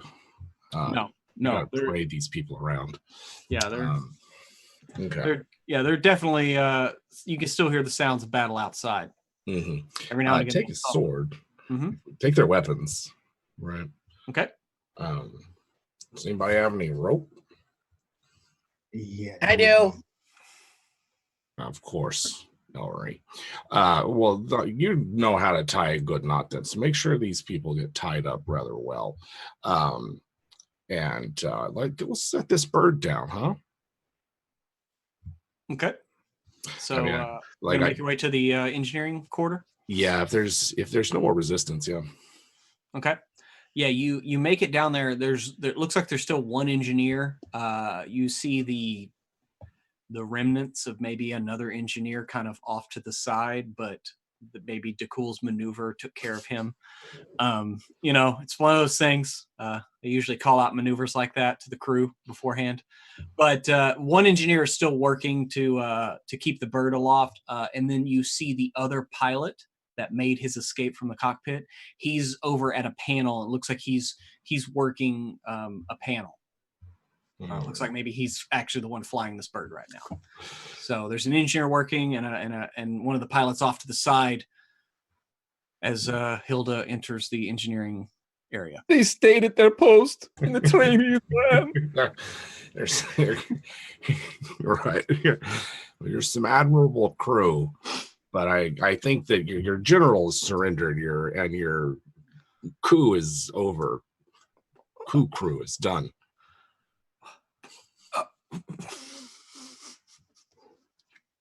Coup crew. And just set it down in the park. Yeah. I guess I'm assuming there's like an open space. It'd be safe to set this thing down in some. Okay, so you're crash into a. You're trying to convince the pilot to set the bird down himself. I mean, yeah. Okay. We Dutch's walking like I'm fine. All right. Are you trying to intimidate? I'm trying to persuade. I mean, I'm equally poor at both of them, but I think it's more of a persuade. Like, come on, the jig's up. Don't make us. Let me sick my spirits on you. God damn it, Greg. Yes. Yes, Greg. This certainly was a motley coup. Trying to recover from. All right. Give me a persuade check. 11. Better than average. Okay, I literally rolled the exact same to oppose that.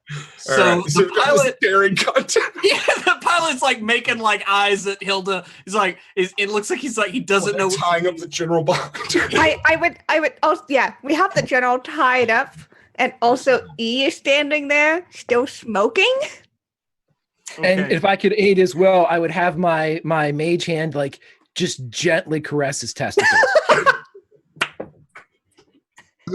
Okay, I'll make it. Only dreams now.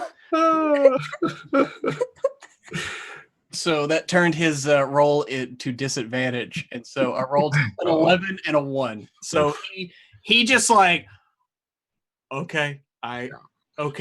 gonna bring her down. And he's like, I'm landing the plane, and he's like explaining to you exactly what he's doing. I'm decreasing power, and you hear the engines kind of. That's how you're gonna walk away from this alive, is just with that attitude. No, and it looks like he can see a rudimentary display that he's kind of piloting by, and sure enough, he brings it down, and you hear like the claws extend, and there's kind of a shudder as you feel the momentum of the bird come to rest as this thing lands.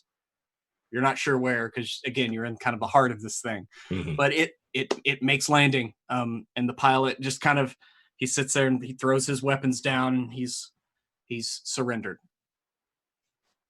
Elry will walk out, but on his way out, he will say to the general, "The queen thanks you for this beautiful gift," and he'll just slap his ass as he leaves. There's a high pitched ding as you slap his perfectly full plated ass. If that's the case, then I will send my mage hand creeping through the folds to make sure that I get a full fleshy ass slap as I leave. You not rob me of that, by God. Okay. So as you kill Kiana, you slap the general's ass that you just defeated, as is tradition. As you do, right? as you do. And then Elry takes the pudding off of his hands. Anyway, sorry. And yeah, so you begin. So he looks fairly defeated. Slap his ass. Do y'all make your way outside, or what are y'all doing now? Darkul is pretty pissed. This is the second attempt at his mother's life. He's going to ask Toma a question. The simple one first. What is the meaning of this? Damn it, Jim. Those small hands. You guys have your moment. The meaning of this is I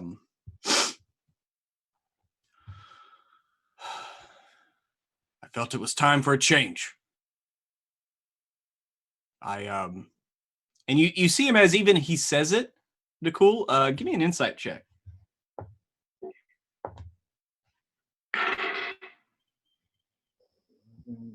Oh, sorry. 16. Yeah, you see him like even as he says the words, like it's time for a change. Like we need a. And he like shakes his head a little bit, like we needed to take control of the situation.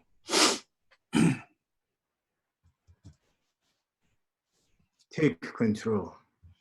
By means of poisoning my mother. This infuriates Dakol. A bitch slap is absolutely needed at this moment. Okay. You bitch slap him, but even like as you do that, he kind of like, wait, we were poisoned. We're going to take the Queen Mother alive. I don't know anything about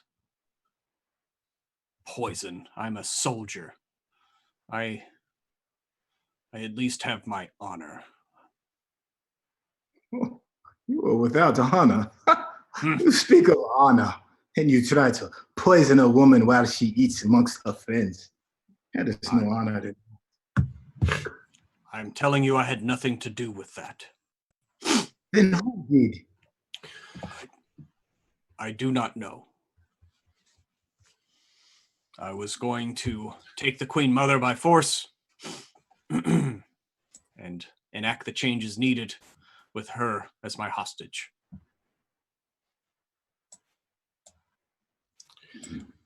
Is this happening near us, or are they off by them? Cool. Are you off by yourself? I assume y'all are all kind of close. So you can hear him. We can get the truth out of them if that's what you want. That is exactly what I want. All right. Don't resist. Just relax. So be easier if you do that. And I'll just zone of truth, like where they're talking. That's a Charisma 8 DC 18. Okay. Yeah. Hilda, you've cast this spell enough to know whenever someone is compliant, and you cast the spell, you kind of see his pupils kind of dilate a little bit.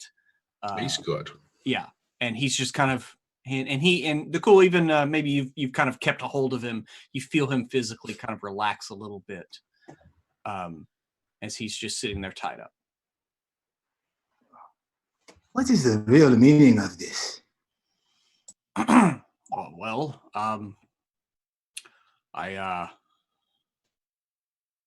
and he kind of like looks and he's like, well, I wanted to do what I've always wanted to do. I wanted to take power. Yes, I wanted to, because he said so. Because he said that's what I should do. Who is he? And and you can see him like kind of blinking and shaking his head. But I wanted to do it. And you can see him genuinely like confused. Like, and Hilda, you can tell your spell is working, but there is something going on inside General Toma's head right now. Like he's telling you like he wanted to do this, but he can't tell you why he wanted to do this. Like there's something isn't adding up. So do I need to perceive an effect to attempt to dispel it? Can I like suspect it? I mean, you can. I would say either if you wanted to detect magic or give me a really, really high Arcana check. I don't have detect magic prepped. I don't think. I can do an Arcana though. I can give it a hunch. Okay. But I do have dispel, so it might if they're like magical potion. 13. I mean, it's not you're not sure, but like you know that he is under the effect of your spell, and there's still something preventing him from answering, right? So there's something going on inside his head that is not normal. You know that for sure. I mean, if you'll allow it, I will attempt to dispel that effect, and I will use a 4th level slot. Okay. And then in that case, yes, you can most certainly dispel the effect. So Hilda casts dispel, and you see his eyes kind of like clear up, and like him look around and looking at you, and it's almost like him realizing what he just did kind of comes and catches back up with him, and his eyes go wide, and he's like, oh my God. Well, how bad is it? Is the queen safe? She is far from your clutches, if that's what you mean.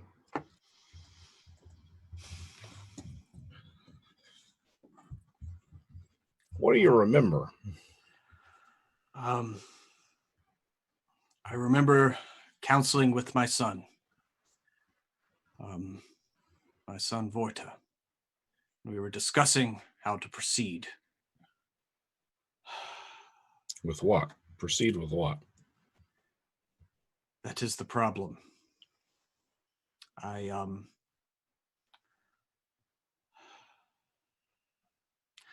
have been working with the groups that want to return, the risers. I have been working with them to sow dissent. That I admit, but I never wanted this. I never wanted to take action, but I did. I don't know what my son did. We were talking about what needs to be done, and then I was doing it. That's... You know where your son is now? He was... And he kind of like looks around, he's like, he was on the ship.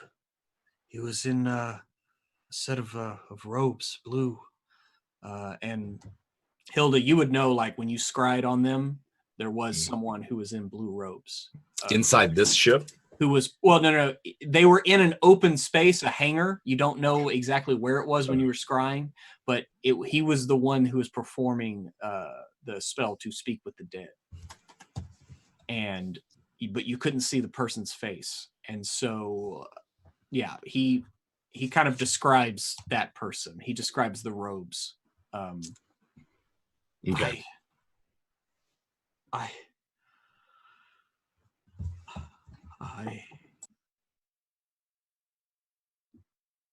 am disgraced. And you can see this general, like, he looks about as sad of a state as you've ever seen someone, pretty much. Is the bird on the ground? Yeah, the bird is on the ground right now. Like, y'all landed. Mm-hmm. You're what's just it kind of like in the air? Is the battle still going in the air? do y'all go outside? Because I just kind of Yeah, we're still I assumed that y'all kind of moved to the crew quarters at least or something, just for a little more room before doing all this. Do y'all want to go outside or? Yeah, do we have a way Elry to was. get word to them? Sorry. Sorry. Do we have a way to get word to them? Like a sending or anything? You on your eagles you could, but I mean, unless like Elry has message, he could go outside and pop a message off. But other than that, I mean, technically right now you don't know what's going on outside. You still think you hear the sounds of battle taking place in the air, though. All right. Pruitt, Elry was going to go and get Chappie Sinclair and head best possible speed towards the Queen. Okay.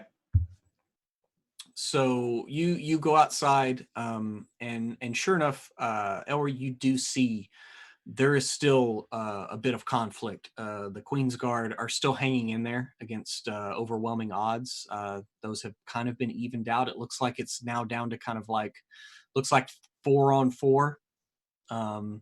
That it's kind of whittled down to that. But you call for Chappie Sinclair, who's maintained a nice, circuit over the Eagle, and he's down. Yeah, he's going to jump on and start heading towards the Queen, but he's going to message the enemy as he goes. Not the enemy, but the army that the general has tipped his sword. He has surrendered. Okay. Are you, when you do this message, are you trying to persuade them, intimidate them, or just send the message as is? Persuasion, because he's actually telling the truth. Okay, yeah. Give me a persuade check on top of that message. Natural 15 plus 22. Okay. All right. Yeah. You shoot that message off, and you begin flying. You are heading towards the tower right now. You are kind of veered off to the right, and landed just at the edge of town. Basically, there's kind of an open space there. Looks like maybe it will become like some kind of agriculture, like fields or something, but it's not been sowed or anything yet. And you're heading towards the tower at breakneck speed. You do know that they did fly off from the tower. But I will say this, Elry, you do notice that in the distance, it looks like maybe one flight of those eagles did break off. And you can kind of see past the tower, they're heading south. Yeah, he kept puff puff give and left hand side had been in a triangulation pattern since we went to. This is technical stuff here, and I want to make sure that all of my vast bullshit is in play. And so as I never recalled them, can I talk to Puff Puff and see if the Queen is in the flight that is scurrying to the south? Okay, so yeah, because you can, within 100 feet, you can talk to your familiars. So yeah, you kind of fly up, and they were spread out in their triangular pattern with their mental. Well, yeah, we're doing telephone telepathy with them too, because they have telepathy. So yeah. So you kind of like have them spread out so they can kind of relay messages and stuff. And the Queen did break south at the beginning of combat and everything, but they do tell you that one flight of those of the enemy force did break off from the others, and go after the Queen and begin heading towards the Queen. I will send Puff Puff to give that message to the rest of the group as Elry heads best possible speed on Chappie Sinclair. Okay. And Puff Puff, you actually hear him like say to you, Elry, be careful. The robed one scared me. He's got a strong mind. I could feel it. And he kind of like gives you that information as he begins tooting towards the eagle. Me too, Puff Puff, don't worry. Okay. Tally-ho, Chappie Sinclair. Okay. All right. So yeah, Chappie Sinclair lets out a screech and kind of hits an afterburner. Because like I said, in the distance, you can see these four eagles. They're heading south, and it looks like they're heading for something. You're not sure what. As the fight in the skies over the main eagle itself begin to die down. I think that is where we will leave off tonight, as Elry is in pursuit. The main threat to the tower itself seems to have been nullified, as y'all have brought this eagle down, which I'm really sad. You ever write notes and then you forget to like say like the name of the thing that you named because you're like, oh, that's a cool name. Yeah. So yeah, I totally did that with this eagle, by the way.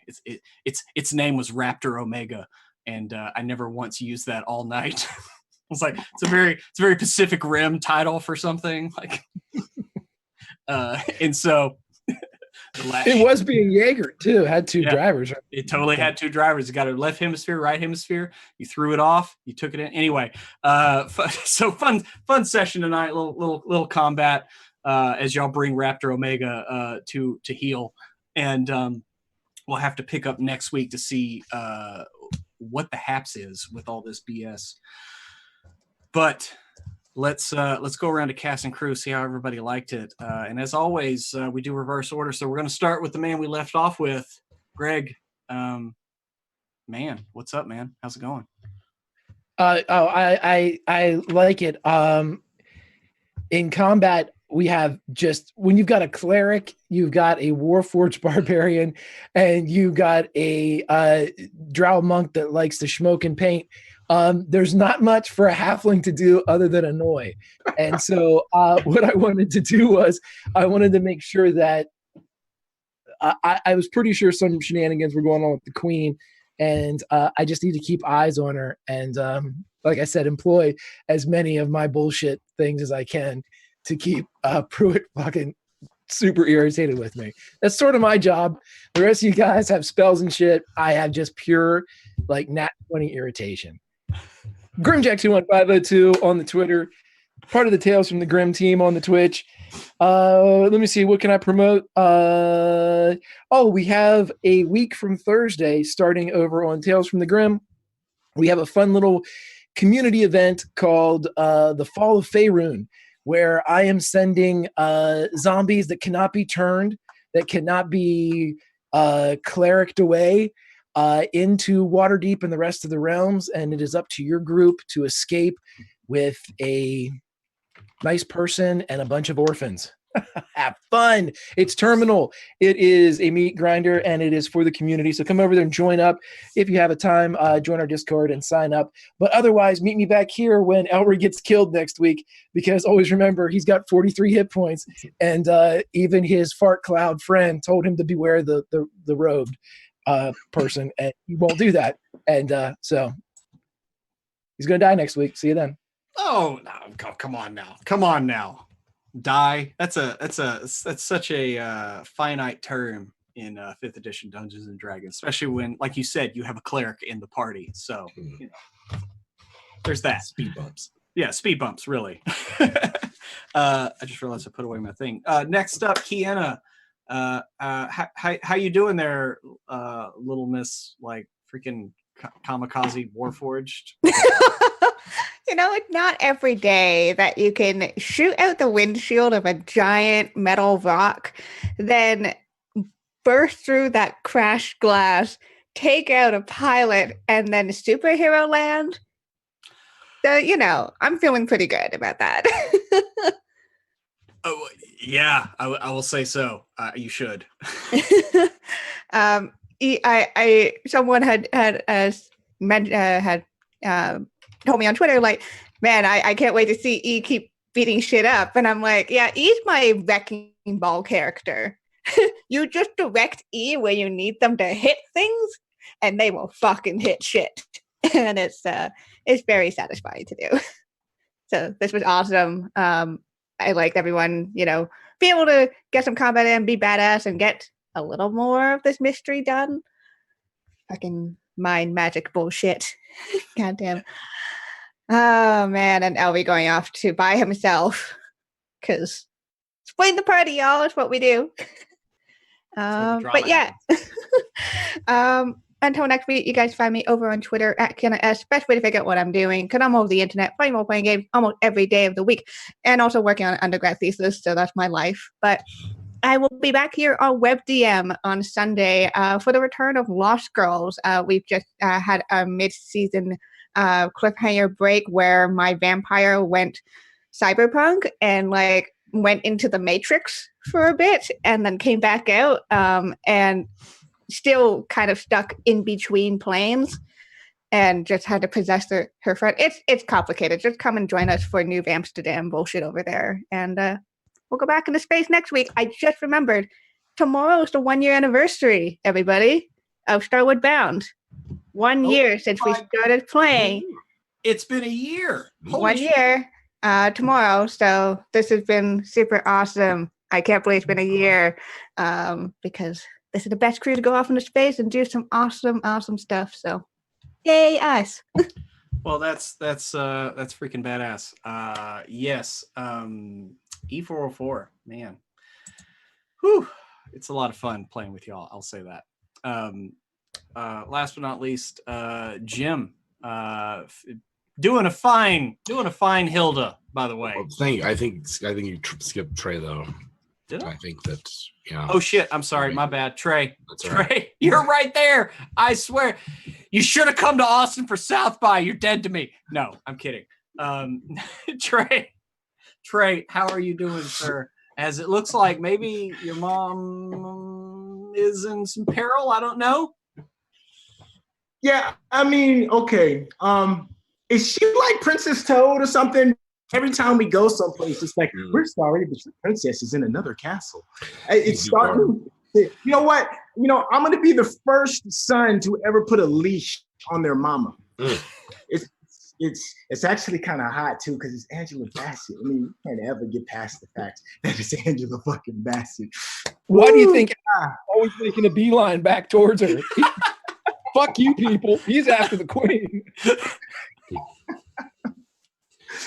Oh my God. See, it's these kind of shenanigans that make a year possible. A year.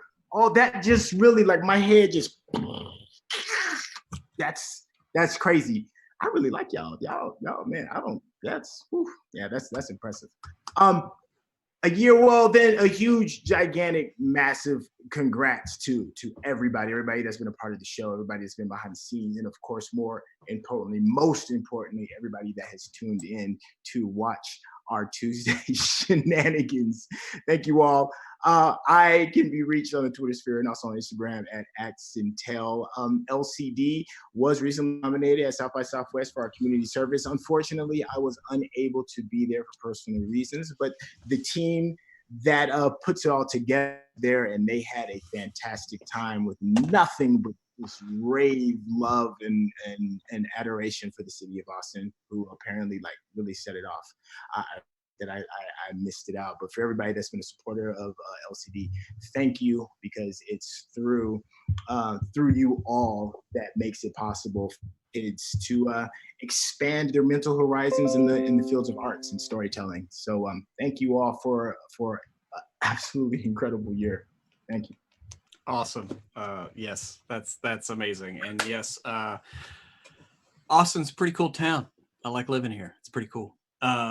A former Austin resident, Jim, filling in quite nicely for Hilda. Indeed. Yeah, I'm happy to fill in, and I was glad to get back and fill in a guest spot for you guys.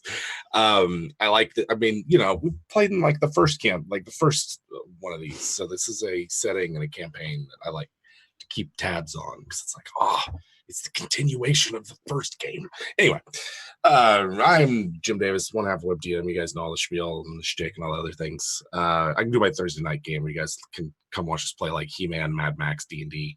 And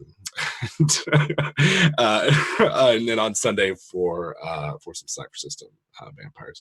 I'm never good at these parts. So thanks, guys. Come out for hanging out. All that. Yeah.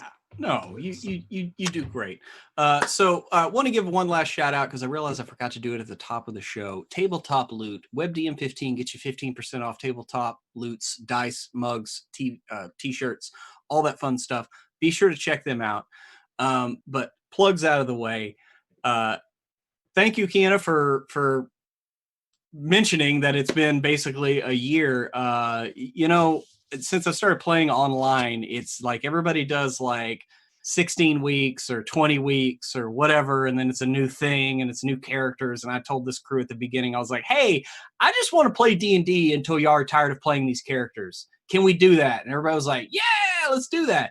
And so here we are a year later, your 10th level. We're getting close to 11th level. Let's just kind of close out maybe the last little bit of this adventure, maybe.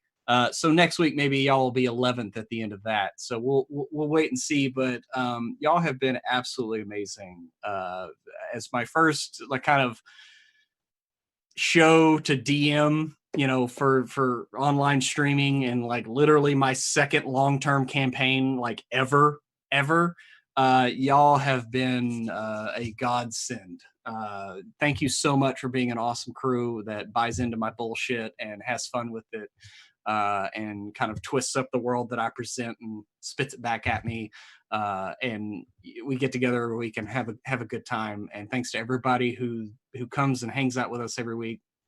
Tell your friends, make sure you're following. If you're not, maybe subscribe. If you got Amazon, do that too. But yeah, come back next week. We're going to have a lot of fun. And in the meantime, on Sunday, you can head over to Tales from the Grim, because we're going to do a little Cypher System Highlander shit, because there can be only one.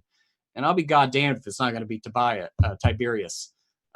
He's going to make it at least to the end. I'm dedicated to that fact, because he's a fucking hoss. I'll tell you about it later, Jim. Anyway, y'all have a good one. We love you. Come back next week. And as we always say, may the dice ever roll in your favor.